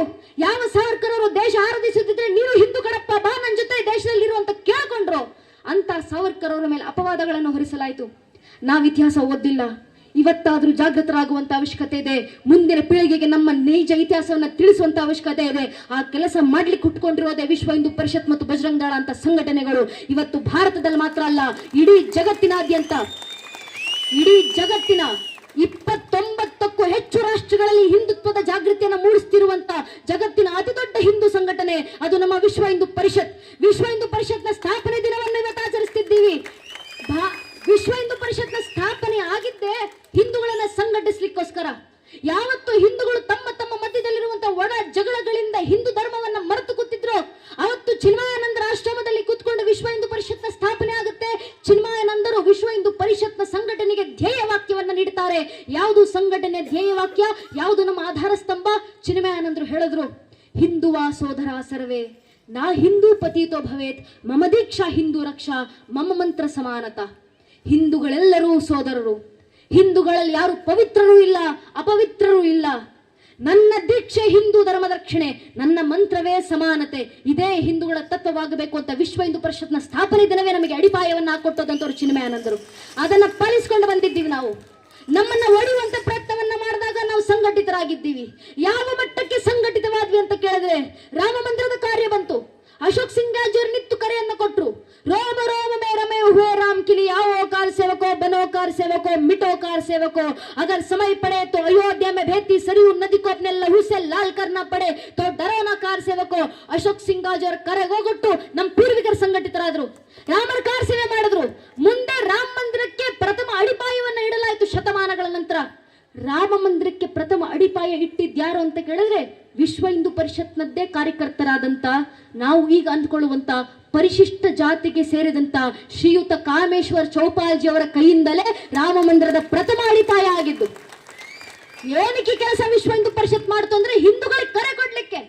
ಯಾರ್ಯಾರನ್ನ ದೇವಸ್ಥಾನಕ್ಕೆ ಬಿಡೋದಿಲ್ಲ ಅಂತ ನೀವು ಭಾವಿಸ್ತೀರೋ ಅವರಿಂದ ಮಂದಿರವನ್ನೇ ಕಟ್ಟಿಸ್ತೀವಿ. ರಾಮ ಮಂದಿರವನ್ನ ಸಪ್ತ ಮೋಕ್ಷದಾಯಕ ನಗರಿಗಳ ಅಡಿಪಾಯವನ್ನ ಅವರಿಂದ ಹಾಕಿಸ್ತೀವಿ. ಈಗ ಯಾವ ರೀತಿ ಅಯೋಧ್ಯೆಗೆ ಬರೋದಿಲ್ಲ, ಈಗ ಯಾವ ರೀತಿ ರಾಮ ಮಂದಿರಕ್ಕೆ ಬರೋದಿಲ್ಲ ನಾವು ನೋಡ್ತೀವಿ ಅಂತ ವಿಶ್ವ ಹಿಂದೂ ಪರಿಷತ್ ಕರೆಯನ್ನು ಕೊಡ್ತಲ್ಲ ಹಿಂದೂಗಳಿಗೆ. ಸಂಘಟಿಸಿದ್ವಿ ನಾವು ಹಿಂದೂಗಳನ್ನ. ಇವತ್ತ ರಾಮ ಮಂದಿರವನ್ನ ಭವ್ಯವಾಗಿ ಕಣ್ಣು ಮುಂದೆ ನನಸಾಗಿ ನೋಡ್ತಿದ್ದೀವಿ ನಾವು. ಅದರ ಶ್ಲಾಘನೆ ನಮ್ಮ ಸಂಘಟನೆಯ ಕಾರ್ಯಕರ್ತರು ಅಂದಿನ ಹಿರಿಯರಿಗೆ ಸಲ್ಲಬೇಕು. ಆ ಸಂಘಟಿತ ಭಾವ ರಾಮ ಮಂದಿರ ಕಟ್ಟಿದ ಕೂಡಲೇ ನಿಲ್ಲೋದಲ್ಲ. ಮಂದಿರ ಕಟ್ಟಿದ್ದಾಯ್ತು, ಧರ್ಮ ಕಾರ್ಯ ಆಯ್ತು ಅಲ್ಲ, ಧರ್ಮ ಕಾರ್ಯಗಳು ಇನ್ನೂ ಬಾಕಿ ಇದ್ದಾವೆ. ನಮ್ಮ ಹಿರಿಯರು ಕರೆ ಕೊಟ್ಟಿದ್ದಾರೆ, ಮುಂದೆ ಭಾರತ ಕ ಪ್ರತ್ಯೇಕ ಘರ್ ಅಯೋಧ್ಯ ಬನಾಯಂಗೆ. ಭಾರತದ ಮನೆಗಳನ್ನು ಅಯೋಧ್ಯೆನಾಗಿಸುವಂತ ಕೆಲಸ ನಮ್ಮಿಂದಾಗ್ಲಿ. ಅಯೋಧ್ಯೆ ಆಗೋದು ಯಾವಾಗ? ಮಕ್ಕಳನ್ನ ರಾಮರಂತೆ ಬೆಳೆಸಿದಾಗ, ಮಕ್ಕಳನ್ನ ಸೀತಾಮಾತೆ ಅಂತ ಬೆಳೆಸಿದಾಗ, ನಮ್ಮ ಮಕ್ಕಳನ್ನ ಜಾಗೃತಗೊಳಿಸಿದಾಗ, ಇತಿಹಾಸದೊಂದಿಗೆ ಮಕ್ಕಳನ್ನ ಜಾಗೃತಗೊಳಿಸಿ ರಾಷ್ಟ್ರ ರಕ್ಷಣೆಗೆ ಧರ್ಮ ರಕ್ಷಣೆ ಪರವಾಗಿ ಮಕ್ಕಳನ್ನ ತಯಾರು ಮಾಡಿ, ನಮ್ಮ ಶಾಸ್ತ್ರಕಾರರ ಮಾತು ವರಮ್ಮೇಕಂ ಗುಡಿ ಪುತ್ರ ನಚಮೂರ್ಖ ಶತೈರಪಿ, ಧರ್ಮ ರಕ್ಷಣೆ ಆಗಬೇಕಂದ್ರೆ ಮನೇಲಿ 20 ಜನ ಮಕ್ಕಳು ಬೇಕಾಗಿಲ್ಲಪ್ಪ. ಒಂದೊಂದು ಹಿಂದೂ ಮಗು ಮಣ್ಣಲ್ಲಿ ಇದೆಯಲ್ಲ, ಒಂದು ಹಿಂದೂ ಮಗುವನ್ನ ನೈಜ ಹಿಂದುವಾಗಿ ತಯಾರು ಮಾಡಿ ಸಾಕು. ಒಂದು ಮಗುವಿಂದ ಇಡೀ ಧರ್ಮ ರಕ್ಷಣೆ ಆಗುತ್ತೆ. ಅಂತ ಮಕ್ಕಳನ್ನ ಮಣ್ಣಲ್ಲಿ ಬೆಳೆಸೋಣ, ಆ ಮಕ್ಕಳಿಗೆ ಆದರ್ಶ ನೀಡೋಣ. ಧರ್ಮ ರಕ್ಷಣೆ ಯಾವ ರೀತಿ? ಪರಶುರಾಮರು ಕೊಟ್ಟಂತ ಆದರ್ಶ. ಅಗ್ರಸ್ತೋ ಚತುರೋ ವೇದ ಪೃಷ್ಠತಂ ಶಶರಂ ಧನು ಇದಂ ಬ್ರಾಹ್ಮಮಿದಂ ಕ್ಷಾತ್ರಂ ಶಾಪಾದಪಿ ಶರಾದಪಿ. ಮಸ್ತಕದಲ್ಲಿ ಚತುರ್ವೇದಗಳ ಜ್ಞಾನಗಳು ತುಂಬಿದ್ದಾವೆ, ಬೆನ್ನಿನಲ್ಲಿ ಬಾಣಗಳ ಬತ್ತಳಿಕೆಗಳು ತುಂಬಿದ್ದಾವೆ. ನೇರ ನೀವು ಯುದ್ಧ ಮಾಡ್ಲಿಕ್ಕೆ ಬರ್ತೀರಾ ಬನ್ನಿ, ಕ್ಷಾತ್ರ ತೇಜಸ್ಸಿನಿಂದ ಎದುರಿಸ್ತೀವಿ. ವೈಚಾರಿಕವಾಗಿ ಯುದ್ಧ ಮಾಡ್ಲಿಕ್ಕೆ ಬರ್ತೀರಾ ಬನ್ನಿ, ಬ್ರಹ್ಮ ತೇಜಸ್ಸಿನಿಂದ ಎದುರಿಸ್ತೀವಿ. ಶಾಪಾದಪ್ಪಿ ಶರಾದಪ್ಪಿ ಯಾವ ರೀತಿ ಬಂದ್ರು ರಾಷ್ಟ್ರ ರಕ್ಷಣೆಗೆ, ಧರ್ಮ ರಕ್ಷಣೆಗೆ, ನೆಲ ಜಲ ನಾಡು ಭಾಷೆ ರಕ್ಷಣೆಗೆ ನಾವು ಸಿದ್ಧ. ಪರಶುರಾಮರ ಆದರ್ಶ ನಾವು ಪಾಲಿಸಬೇಕು, ನಮ್ಮ ಪುಣ್ಯ ಪಾಲಿಸ್ತಿದ್ದೀವಿ, ಪಾಲಿಸುವಂತ ಕೆಲಸ ಆಗಿದೆ. ಕ್ಷತ್ರಿಯದಲ್ಲಿ ದೇಶ ರಕ್ಷಣೆ ಮಾಡೋದನ್ನು ನಮ್ಮ ಸೈನಿಕರು ತೋರಿಸ್ಕೊಟ್ಟಿದ್ದಾರೆ. ಬಹಳ ಹಿಂದೆ ಬೇಡ, ಇತ್ತೀಚಿನ ಉದಾಹರಣೆ ಸಾಕು. ಕಾಶ್ಮೀರದಲ್ಲಿ ಭಾರತೀಯರ ಮೇಲೆ ದಾಳಿ ಆಯಿತು, ಅಮಾಯಕ ಭಾರತೀಯರು. ಕಾಶ್ಮೀರದಲ್ಲಿ ದಾಳಿಯಾಗಿದ್ದು ಸೈನಿಕರ ಮೇಲೆ ಅಲ್ಲ, ಸಿವಿಲಿಯನ್ಸ್ ನ ಮೇಲೆ. ಪ್ರವಾಸಕ್ಕಂತ ಖುಷಿಯಿಂದ ಕಾಶ್ಮೀರಕ್ಕೆ ಹೋದಂತ ಹಿಂದೂಗಳನ್ನ ಅಮಾನುಷವಾಗಿ ಕೊಲ್ಲಲಾಯಿತು. ಭಾರತೀಯರನ್ನ ಅಮಾನುಷವಾಗಿ ಕೊಲ್ಲಲ್ಪಟ್ಟಾಗ ಪಾಕಿಸ್ತಾನಕ್ಕೆ ಚೆನ್ನಾಗಿ ತಿಳಿದಿತ್ತು. ಉರಿ ಸೆಕ್ಟರ್ ನ ದಾಳಿ ಆದಾಗ ಭಾರತ ನಮ್ಮ ಮೇಲೆ ಸರ್ಜಿಕಲ್ ಸ್ಟ್ರೈಕ್ ಮಾಡಿದೆ. ಪುಲ್ವಾಮಾದಲ್ಲಿ ದಾಳಿ ಆದಾಗ ಭಾರತ ನಮ್ಮ ಮೇಲೆ ಏರ್ ಸ್ಟ್ರೈಕ್ ಮಾಡಿದೆ. ಇವತ್ತು ಪಹಲ್ಗಾಮ್ನಲ್ಲಿ ದಾಳಿ ಆಗಿದೆ, ಕಾಶ್ಮೀರದಲ್ಲಿ ದಾಳಿ ಆಗಿದೆ. ಭಾರತ ಮತ್ತೆ ನಮ್ಮ ವಿರುದ್ಧ ಈ ದಾಳಿ ಮಾಡುತ್ತೆ, ಮತ್ತೆ ನಮ್ಮ ವಿರುದ್ಧ ಸ್ಟ್ರೈಕಿಗೆ ನಿಂತ್ಕೊಳ್ಳುತ್ತೆ, ಮತ್ತೆ ನಮ್ಮ ವಿರುದ್ಧ ಯುದ್ಧಕ್ಕೆ ಬರುತ್ತೆ. ಪಾಕಿಸ್ತಾನ ಚೆನ್ನಾಗಿ ತಿಳಿದಿತ್ತು. ಪಾಕಿಸ್ತಾನ ಯುದ್ಧಕ್ಕೂ ಸಜ್ಜಾಯಿತು. ಅಮೆರಿಕದಿಂದ ಫೈಟರ್ ಜೆಟ್ಗಳನ್ನ ಪಾಕಿಸ್ತಾನ ತರಿಸ್ಕೊಂಡು ಸಿದ್ಧ ಆಯಿತು. ಟರ್ಕಿಯಿಂದ ಸೂಸೈಡ್ ಡ್ರೋನ್ಸ್ ಗಳನ್ನ ಪಾಕಿಸ್ತಾನ ತರಿಸ್ಕೊಳ್ತು. ಸ್ವೀಡಿಷ್ ಮೇಡ್ ಆದಂತ ಸಾಪ್ 2000 AWSS ಡಿಫೆನ್ಸ್ ಸಿಸ್ಟಮ್ ಅನ್ನ ಪಾಕಿಸ್ತಾನ ತರಿಸ್ಕೊಳ್ತು. ಎಲ್ಲಾ ಶಸ್ತ್ರಾಸ್ತ್ರದೊಂದಿಗೆ ಪಾಕಿಸ್ತಾನ ಯುದ್ಧಕ್ಕೆ ಸಜ್ಜಾಯಿತು. ನಮ್ಮ ಭಾರತದ ಸೈನಿಕರು ರಣಾಂಗಣಕ್ಕೆ ಇಳಿದ್ರು. ರಣಾಂಗಣಕ್ಕೆ ಇಳಿದವರು ನಮ್ಮ ಹೆಣ್ಣು ಮಕ್ಕಳು. ಸೋಫಿಯಾ ಕುರೇಶಿ, ವ್ಯೋಮಿಕಾ ಸಿಂಗ್ ಎಂಬ ನಾರಿ ಶಕ್ತಿ ಹೆಣ್ಣು ಮಕ್ಕಳು ಮುಂದೆ ನಿಂತು ಕಾರ್ಯಾಚರಣೆಯನ್ನು ಮುಂದುವರಿಸಿದ್ರು. ನಮ್ಮ ಭಾರತದ ಸೈನಿಕರು ಶಸ್ತ್ರಾಸ್ತ್ರಗಳನ್ನು ಹೊತ್ಕೊಂಡು ಬಂದ್ರು. ಒಂದೇ ಒಂದು ಹೊಡೆತಕ್ಕೆ ಪಾಕಿಸ್ತಾನ ಅಮೆರಿಕದಿಂದ ತಂದಂತ J-16 ಫೈಟರ್ ಜೆಟ್ ಗಳನ್ನ ಭಾರತದ ಸೈನಿಕರು ಹೊಡೆದುರುಳಿಸಿದ್ರು. ಪಾಕಿಸ್ತಾನ ಅಮೆರಿಕದಿಂದ ತಂದಂತ J-17A ಥಂಡರ್ ಫೈಟರ್ ಜೆಟ್ ಗಳನ್ನ ಭಾರತದ ಸೈನಿಕರು ಹೊಡೆದುರುಳಿಸಿದ್ರು. ಟರ್ಕಿಯಿಂದ ತಂದಂತ ಸುಸೈಡ್ ಡ್ರೋನ್ಸ್ ಗಳನ್ನ ಭಾರತದ ಸೈನಿಕರು ಹೊಡೆದುರುಳಿಸಿದ್ರು. ಸ್ವೀಡಿಷ್ ಮೇಡ್ ಆದಂತ AWSS ಡಿಫೆನ್ಸ್ ಸಿಸ್ಟಮ್ ಅನ್ನ ಭಾರತದ ಸೈನಿಕರು ಹೊಡೆದುರುಳಿಸಿದ್ರು. ಅವತ್ತಿನ ದಿನ ಪಾಕಿಸ್ತಾನದ ಒಂದೇ ಒಂದು ಡಿಫೆನ್ಸ್ ಸಿಸ್ಟಮ್ ಕೆಲಸ ಮಾಡಲಿಲ್ಲ, ಒಂದೇ ಒಂದು ರಡಾರ್ ಸಿಸ್ಟಮ್ ರೆಸ್ಪಾಂಡ್ ಮಾಡಲಿಲ್ಲ. ನಮ್ಮ ಭಾರತದ ಸೈನಿಕರು ಶಸ್ತ್ರಾಸ್ತ್ರಗಳನ್ನು ತಂದ್ರು. ಯಾವುದು ಅಮೆರಿಕ ಟರ್ಕಿ ಮುಂದೆ ಕೈ ಚಾಚಿ ಭಿಕ್ಷೆ ಬೇಡಿ ತಂದಂತ ಶಸ್ತ್ರಾಸ್ತ್ರಗಳಲ್ಲ. ನಮ್ಮ ಭಾರತೀಯರು ರಷ್ಯಾದ ಜೊತೆಗೆ ಹೆಗಲಿಗೆ ಹೆಗಲನ್ನು ಕೊಟ್ಟು ತಯಾರು ಮಾಡಿದಂತ S-400 ಡಿಫೆನ್ಸ್ ಸಿಸ್ಟಮ್ ನ ಜೊತೆಗೆ ಭಾರತದ ಸೈನಿಕರು ಯುದ್ಧಕ್ಕೆ ಸಜ್ಜಾದ್ರು. ಇದು ಹೆಮ್ಮೆ ಪಡುವಂತ ವಿಚಾರ ಅಲ್ಲ, ಇನ್ನೂ ಹೆಮ್ಮೆ ಪಡುವಂತ ವಿಚಾರ. ಆಕಾಶ್ ತೀರ್ ಏರ್ ಡಿಫೆನ್ಸ್ ಸಿಸ್ಟಮ್ ನ ಜೊತೆಗೆ ಭಾರತದ ಸೈನಿಕರು ಯುದ್ಧಕ್ಕಿಳಿದ್ರು. ಆಕಾಶ್ ತೀರ್ air defence system 100% make in India, labour ನಿಂದ ಹಿಡಿದು ಮೆಟೀರಿಯಲ್ ವರೆಗೂ ಭಾರತದಲ್ಲೇ ತಯಾರಾಗಿ ಹೋದಂತ ಆಕಾಶ್ ತೀರ್ ಏರ್ ಡಿಫೆನ್ಸ್ ಸಿಸ್ಟಮ್. ನಮ್ಮ ಭಾರತದ ಸೈನಿಕರು ಡಿಫೆನ್ಸ್ ಒಂದಿಗೆ ಸಿದ್ಧವಾದ್ರು. ರಫೇಲ್ ಫೈಟರ್ ಜೆಟ್ ಗಳ ಜೊತೆಗೆ ಸ್ಕೈಪ್ ಮಿಸೈಲ್ ಗಳು ಲೋಡೆಡ್ ಆಗಿದ್ವು. ಸುಖೋಯ್ 30 MK ಫೈಟರ್ ಜೆಟ್ ಗಳ ಜೊತೆಗೆ ಬ್ರಹ್ಮೋಸ್ ಮಿಸೈಲ್ ಗಳು ಲೋಡೆಡ್ ಆಗಿದ್ವು. ನಾವು ಇಸ್ರೇಲ್ ಇಂದ ಇಂಪೋರ್ಟ್ ಮಾಡಿಕೊಂಡಂತ ಅರಬ್ ಡ್ರೋನ್ಸ್ ಗಳು ಭಾರತದ ಸೈನಿಕರೊಂದಿಗೆ ಇದ್ವು. ಜಪಾನ್ ನಿಂದ ಇಂಪೋರ್ಟ್ ಮಾಡಿಸಿಕೊಂಡಂತ ಕಾಮಿಕಾಜೆ ಡ್ರೋನ್ಸ್ ಗಳು ನಮ್ಮ ಭಾರತದ ಸೈನಿಕರ ಹತ್ರ ಇದ್ವು. ಭಾರತದಲ್ಲೇ ತಯಾರಾದಂತ ಮೇಕ್ ಇನ್ ಇಂಡಿಯಾ ನಾಗಸ್ತ್ರ 1 ಡ್ರೋನ್ ಗಳು ಭಾರತದ ಸೈನಿಕರ ಹತ್ರ ತಯಾರಾಗಿದ್ವು. ಸ್ಕೈ ಸ್ಟ್ರೈಕರ್ ಡ್ರೋನ್ಸ್ ಗಳು ಭಾರತದ ಸೈನಿಕರ ಹತ್ರ ತಯಾರಾಗಿದ್ವು. ಈ ಸ್ಕೈ ಸ್ಟ್ರೈಕರ್ ಡ್ರೋನ್ಸ್ ಗಳು ಮೇಡ್ ಇನ್ ಇಂಡಿಯಾ, ಅದರಲ್ಲೂ ಮೇಡ್ ಇನ್ ಕರ್ನಾಟಕ. ನಮ್ಮ ಕರ್ನಾಟಕದಲ್ಲೇ ತಯಾರಾಗಿ ಹೋದಂತ ಸೂಸೈಡ್ ಡ್ರೋನ್ಸ್ ಗಳ ಜೊತೆಗೆ ಭಾರತದ ಸೈನಿಕರು ಯುದ್ಧಕ್ಕೆ ನಿಂತರು. ಇಸ್ರೋದೊಂದಿಗೆ ಲೈವ್ ಕೋಆರ್ಡಿನೇಷನ್ ಅನ್ನ ಸೈನಿಕರು ತಗೊಳ್ತಿದ್ರು. INS ವಿಕ್ರಾಂತ್ ನ ಜೊತೆಗೆ 36ಕ್ಕೂ ಹೆಚ್ಚು ಯುದ್ಧಹಡಗುಗಳು ಬ್ರಹ್ಮೋಸ್ ಮಿಸೈಲ್ ಲೋಡೆಡ್ ಒಂದಿಗೆ ನಾರ್ಥನ್ ಅರೇಬಿಯಾನ ಪ್ಯಾಟ್ರೋಲಿಂಗ್ ಮಾಡ್ತಿದ್ವು. ಸೈನಿಕರು 25 ನಿಮಿಷ 9 ಟೆರರ್ ಕ್ಯಾಂಪ್ಸ್ ಗಳ ಮೇಲೆ ದಾಳಿ, 70ಕ್ಕೂ ಹೆಚ್ಚು ಜನ ಭಯೋತ್ಪಾದಕರ ಸಂಹಾರವನ್ನ ಮಾಡಿ ಭಾರತದ ಸೈನಿಕರು ಜಗತ್ತಿಗೆ ತೋರಿಸ್ಕೊಟ್ರು. ಭಾರತ ಮಲಗಿದ್ರೆ ಮಾತ್ರ ಕುಂಭಕರ್ಣ, ಎದ್ರೆ ವೀರಭದ್ರ ಅನ್ನೋದನ್ನ ಜಗತ್ತಿಗೆ ಸಾಬೀತುಪಡಿಸುವಂತ ಕೆಲಸವನ್ನು ಭಾರತದ ಸೈನಿಕರು ಮಾಡಿ ತೋರಿಸಿದ್ರಲ್ಲ. ಪರಶುರಾಮರು ಕೊಟ್ಟ ಆದರ್ಶ ಕ್ಷತ್ರಿಯತೆಯೊಂದಿಗೆ ದೇಶ ರಕ್ಷಣೆ ಮಾಡೋದನ್ನು ನಮ್ಮ ಭಾರತದ ಸೈನಿಕರು ತೋರಿಸಿದ್ದಾರೆ. ಇನ್ನು ಉಳಿದಿರೋದು ದೇಶದ ಗಡಿ ಒಳಗೆ ನಿಂತು ವೈಚಾರಿಕವಾಗಿ ದೇಶ ರಕ್ಷಣೆ ಮಾಡಬೇಕಾಗಿರೋದು ನಾವುಗಳು. ವೈಚಾರಿಕ ರಕ್ಷಣೆ ಅಂದ್ರೇನು?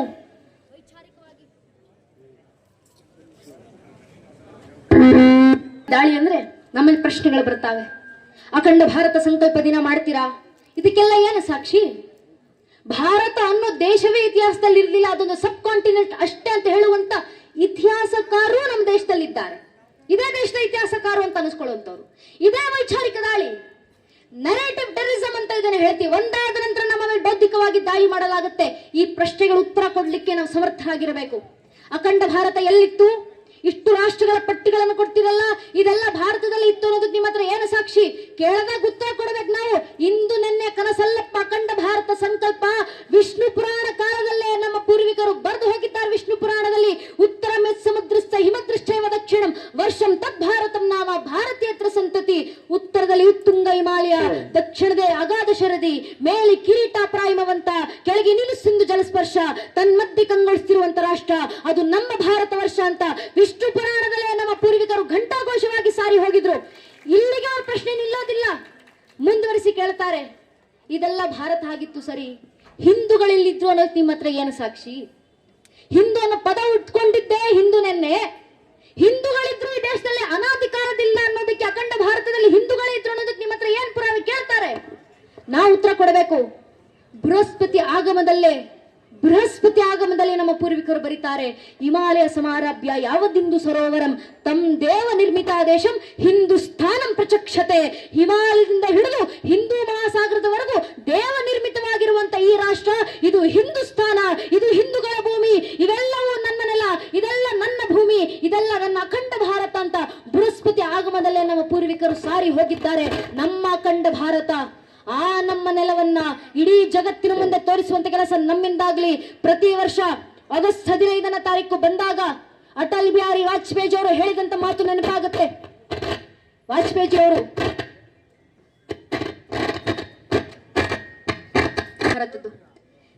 ಅವರು ಹೇಳ್ತಾರೆ, 15 अगस्त का दिन कहता आजादी अभी अधूरी है, सपने सच होना बाकी है, रावी की शपथ न पूरी है. ರಾವಿಯ ಶಪಥ ಇನ್ನು ಸಂಪೂರ್ಣ ಆಗಿಲ್ಲ. ಯಾವ ಸಿಂಧೂ ನದಿ ಮೇಲೆ ನಿಂತು ಪ್ರಮಾಣ ಮಾಡಿ ಜವಾಹರ್ಲಾಲ್ ನೆಹರು ಅವರು ಇಲ್ಲಿ ಹರಿತಿರುವಂತ ರಾವಿ ನದಿ ಮೇಲೆ ಪ್ರಮಾಣ ಮಾಡಿ ಹೇಳ್ತೀನಿ ಭಾರತ ವಿಭಜನೆ ಆಗ್ಲಿಕ್ಕೆ ಬಿಡೋದಿಲ್ಲ ಅಂತ ಹೇಳಿದ್ರು. ಭಾರತ ವಿಭಜನೆ ಅದೇ ಜವಾಹರ್ಲಾಲ್ ನೆಹರು ಅವರ ಕಣ್ಣು ಮುಂದೆ ಆಯ್ತು. ವಿಭಜಿತ ಭಾರತದ ಮೊದಲನೇ ಪ್ರಧಾನಮಂತ್ರಿ ನೆಹರು ಅವರೇ ಆಗಿ ಬಂದ್ರು. ನೆಹರು ಅವರು ಆಳಿದಂತ ಈ ಭಾರತ ದೇಶದಲ್ಲಿ ಇನ್ಯಾವತ್ತು ಸಿಂಧು ನದಿ ಅರಿಲೇ ಇಲ್ಲ. ನಮ್ಮ ಸ್ವತಂತ್ರ ಹೋರಾಟಗಾರರ ಸಂಕಲ್ಪ, ನಮ್ಮ ಕ್ರಾಂತಿಕಾರಿಗಳ ಸಂಕಲ್ಪ, ಇತಿಹಾಸದಲ್ಲಿ ಆಗಿ ಹೋದಂತ ಹಿರಿಯರ ಸಂಕಲ್ಪ, ನಾಥುರಾಮ್ ಗೂಡ್ಸೆ ಅವರು ಬರೆದಂತ ಅವರ ಒಂದು ಪುಸ್ತಕ ಇದೆ, ಗೋಪಾಲ್ ಗೂಡ್ಸೆ ಅವರು ಬರೆದಂತ ಪುಸ್ತಕ.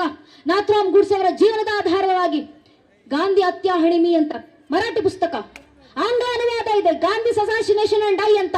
ಆ ಪುಸ್ತಕದ 7ನೇ ಅಧ್ಯಾಯ, throw my ashes into the Indus river. ಅದರಲ್ಲಿ ಸ್ಪಷ್ಟವಾಗಿ ಹೇಳ್ತಾರೆ, ನಾಥುರಾಮ್ ಗೂಡ್ಸೆ ಅವರ ಕೊನೆಯ ಆಸೆ ತಮ್ಮ ಅಸ್ಥಿಗಳನ್ನ ಸ್ವತಂತ್ರ ಭಾರತದಲ್ಲಿ ಹರಿಯುವಂತ ಸಿಂಧೂ ನದಿನಲ್ಲಿ ವಿಸರ್ಜಿಸಬೇಕು ಅಂತ. ಅವರ ಕನಸು ಇವತ್ತಿಗೂ ನನಸಾಗ್ಲಿಲ್ಲ. ಭಾರತ ಸ್ವತಂತ್ರ ಆಯಿತು, ಸ್ವತಂತ್ರ ಭಾರತದಲ್ಲಿ ಇವತ್ತಿಗೂ ಸಿಂಧು ನದಿ ಹರಿಲಿಲ್ಲ.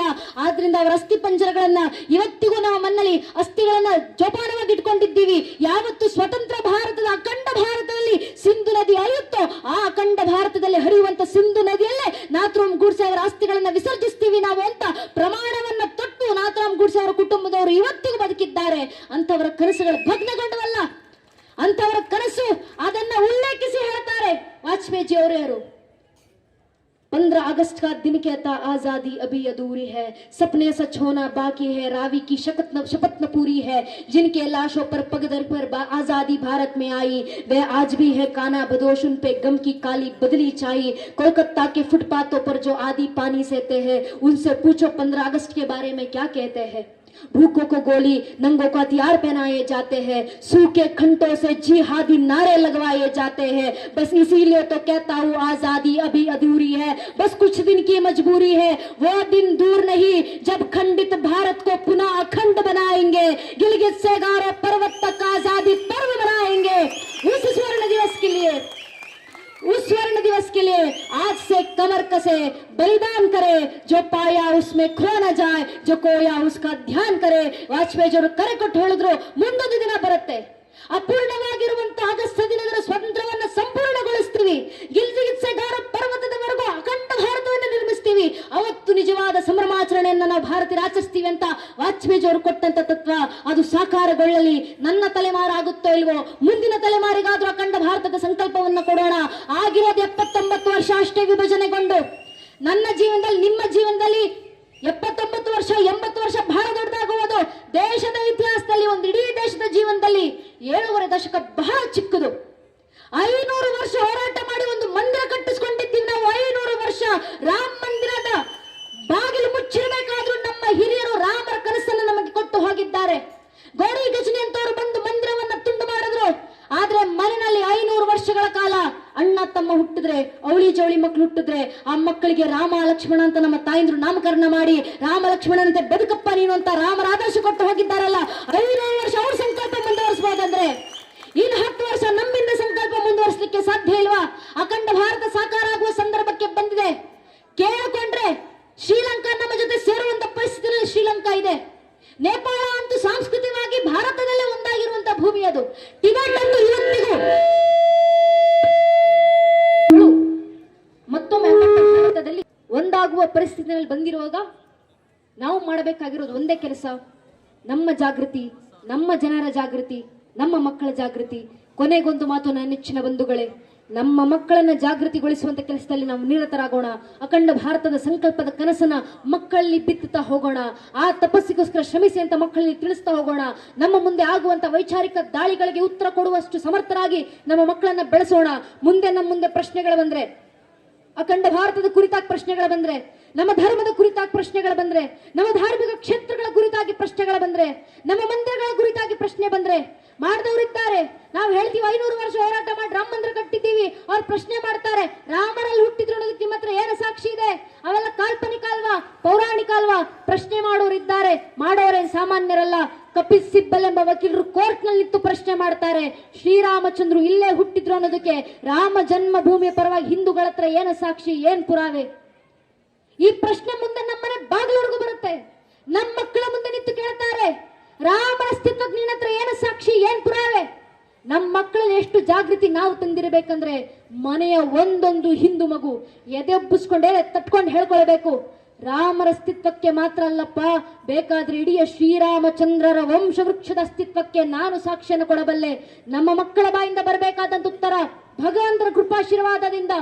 ಮೊದಲಿಗೆ ಬಂದದ್ದು ಶ್ರೀಹರಿ, ಶ್ರೀಹರಿಯ ಮಗ ಬ್ರಹ್ಮ, ಬ್ರಹ್ಮನ ಮಗ ಮರೀಚಿ, ಮರೀಚಿ ಮಗ ಕಶ್ಯಪ, ಕಶ್ಯಪನ ಮಗ ಸೂರ್ಯ, ಸೂರ್ಯನ ಮಗ ಮನು, ಮನುವಿನ ಮಗ ಇಕ್ಷ್ವಾಕು, ಇಕ್ಷ್ವಾಕುವಿನ ಮಗ ಕುಕ್ಷಿ, ಕುಕ್ಷ ಮಗ ವಿಕುಕ್ಷಿ, ವಿಕುಕ್ಷ ಮಗ ಬಾಣ, ಬಾಣನ ಮಗ ಅನರಾರಣ್ಯ, ಅನರಾರಣ್ಯನ ಮಗ ಭೃದು, ಭೃದುವಿನ ಮಗ ತ್ರಿಶಂಕು, ತ್ರಿಶಂಕುವಿನ ಮಗ ದುಂಡುಮಾರ, ದುಂಡುಮಾರನ ಮಗ ಮಾಂಧಾತ, ಮಾಂಧಾತನ ಮಗ ಸುಸಂಧಿ, ಸುಸಂಧ್ಯ ಮಗ ಧ್ರುವಸಂಧಿ, ಧ್ರುವಸಂಧ್ಯ ಮಗ ಭರತ, ಭರತನ ಮಗ ಅಶೀತ, ಅಶೀತನ ಮಗ ಸಗರ, ಸಗರನ ಮಗ ಅಸಮಂಜಸ, ಅಸಮಂಜಸನ ಮಗ ಅಂಶುಮಂತ, ಅಂಶುಮಂತನ ಮಗ ದಿಲೀಪ, ದಿಲೀಪನ ಮಗ ಭಗೀರಥ, ಭಗೀರಥನ ಮಗ ಕುಕುತ್ಸು, ಕುಕುತ್ಸುವಿನ ಮಗ ರಘು, ರಘುವಿನ ಮಗ ಪ್ರಬೃದ್ಧ, ಪ್ರಬೃದ್ಧನ ಮಗ ಶಶಂಕು, ಶಶಂಕುವಿನ ಮಗ ಸುದರ್ಶನ, ಸುದರ್ಶನ ಮಗ ಅಗ್ನಿವರ್ಣ, ಅಗ್ನಿವರ್ಣನ ಮಗ ಶೀಘ್ರವೇದ, ಶೀಘ್ರವೇದನ ಮಗ ಮರು, ಮರುವಿನ ಮಗ ಪ್ರಶೀಶಕ, ಪ್ರಶೀಶಕನ ಮಗ ಅಂಬರೀಷ, ಅಂಬರೀಷನ ಮಗ ನಘೂಷ, ನಘೂಷನ ಮಗ ಯಾತಿ, ಯಾತಿಯ ಮಗ ನಾಭಾಗ,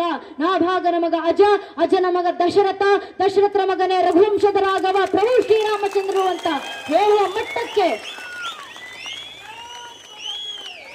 ಮನೆಯ ಒಂದೊಂದು ಮಗುವಿನಲ್ಲೂ ಜಾಗೃತಿ ತರುವಂತ ಕೆಲಸ ನಾವು ಮಾಡಿದ್ರೆ ಸಾಕು.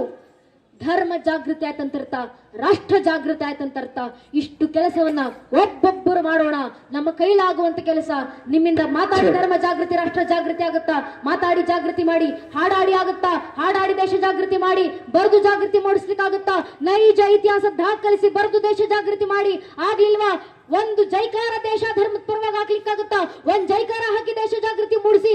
ಅದು ಆಗ್ಲಿಲ್ಲ ಅಂದ್ರೂ ಪರವಾಗಿಲ್ಲ, ಯಾರಾದ್ರೂ ನಿಂತು ದೇಶದ ಪರವಾಗಿ ಜೈಕಾರ ಹಾಕ್ತಿದ್ರೆ ಅವನ ಪಕ್ಕದಲ್ಲೂ ನಿಂತ್ಕೊಂಡು ಕೈ ಎತ್ತೋಣ ಸಾಕು.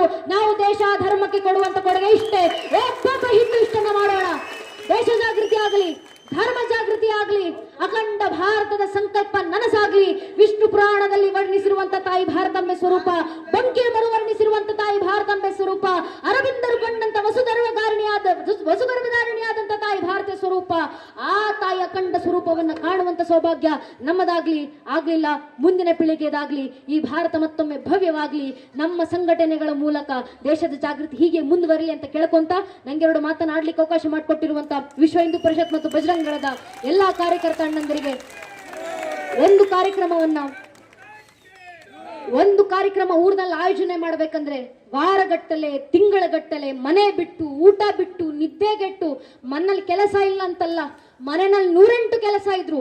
ಮನೆ ಕೆಲಸ ಆಮೇಲೆ ಮೊದಲು ಧರ್ಮದ ಕೆಲಸ, ದೇಶದ ಕೆಲಸ, ಊರಿನ ಜನರ ಜಾಗೃತಿ ಕೆಲಸ ಆಗಬೇಕಂತ ಮನೆ ಕೆಲಸ ಬದಿಗಿಟ್ಟು ಬಂದು ಧರ್ಮದ ಕೆಲಸ ಮಾಡುತ್ತಿರ್ತಾರೆ. ಆ ಕಾರ್ಯಕರ್ತ ಅಣ್ಣಂದಿರು ನಮ್ಮಿಂದ ಏನನ್ನು ಬಯಸೋದಿಲ್ಲ. ನಾವ್ ಏನ್ ಕೊಡಬೇಕು ಕೊಡಬಲ್ಲವ ಅವರಿಗೆ. ಏನು ಕೊಡುವಂತ ಅವಶ್ಯಕತೆ ಇಲ್ಲ. ದಯವಿಟ್ಟು ನಿಮ್ಮಲ್ಲೆಲ್ಲ ಒಂದು ವಿನಂತಿ, ಕಾರ್ಯಕ್ರಮ ಮುಗಿಸ್ಕೊಂಡು ವಾಪಸ್ ಹೋಗೋಕು ಮುಂಚೆ ನಿನ್ನ ಸುತ್ತಮುತ್ತ ಹೆಗಲ ಮೇಲೆ ಕೇಸರಿ ಶಲ್ಯ ಹಾಕೊಂಡು ನಿಂತಿರುವಂತ ನಮ್ಮ ಕಾರ್ಯಕರ್ತ ಅಣ್ಣಂದಿರಿದ್ದಾರೆ. ಊರಿನ ಗ್ರಾಮಸ್ಥರು ಅಣ್ಣಂದಿರ ಹತ್ರ ಹೋಗಿ ಅವರ ಹೆಗಲಿನ ತಟ್ಟಿ, ಮನೆ ಕೆಲಸ ಬದಿಗಿಟ್ಟು ಬಂದು ದೇಶದ ಕೆಲಸ ಮಾಡ್ತಿದ್ಯಾ, ಧರ್ಮದ ಕೆಲಸ ಮಾಡ್ತಿದ್ಯಲ್ಲಪ್ಪ, ನಿನ್ನ ನೋಡಿದ್ರೆ ಹೆಮ್ಮೆ ಅನ್ಸುತ್ತೆ ಅಂತ ಹೇಳಿ ನಾವೇ ಹಿರಿಯರಾಗಿ ಕೂತು ದೇಶ ಧರ್ಮದ ಕೆಲಸ ವಾಳ್ చేసుకుంటారులే వీళ్ళు చేసుకుంటారులే వాడు ఉన్నారు కదా చేసుకుంటారంತ ಹೇಳ್ಕೊಂಡು ತಿರುಗಾಡ್ತಿರ್ಬೇಕಾದ್ರೆ 20-25 ವರ್ಷ ಹರಿಯದ ಯುವಕರು ಎಲ್ಲಾ ಕೆಲಸ ಬದಿಗಿಟ್ಟು ಬಂದು ನಮಗೋಸ್ಕರ ಶ್ರಮಿಸ್ತಿರ್ತಾರೆ. ಆ ಕಾರ್ಯಕರ್ತರ ರಕ್ಷಣೆ ನಮ್ಮ ಹೊಣೆ. ಧರ್ಮೋ ರಕ್ಷತಿ ರಕ್ಷಿತಃ. ಯಾರು ಧರ್ಮ ರಕ್ಷಣೆ ಮಾಡ್ತಾರೋ ಅವರ ರಕ್ಷಣೆ ಧರ್ಮವೇ ಮಾಡುತ್ತೆ. ಆ ಕೆಲಸ ನಾವು ಜವಾಬ್ದಾರಿಗೆ ಹೊತ್ಕೊಳ್ಳೋಣ. ಆ ಕಾರ್ಯಕರ್ತರಿಗೆ ಬೆಂಬಲ ಕೊಡೋಣ ಅಂತ ಹೇಳ್ತಾ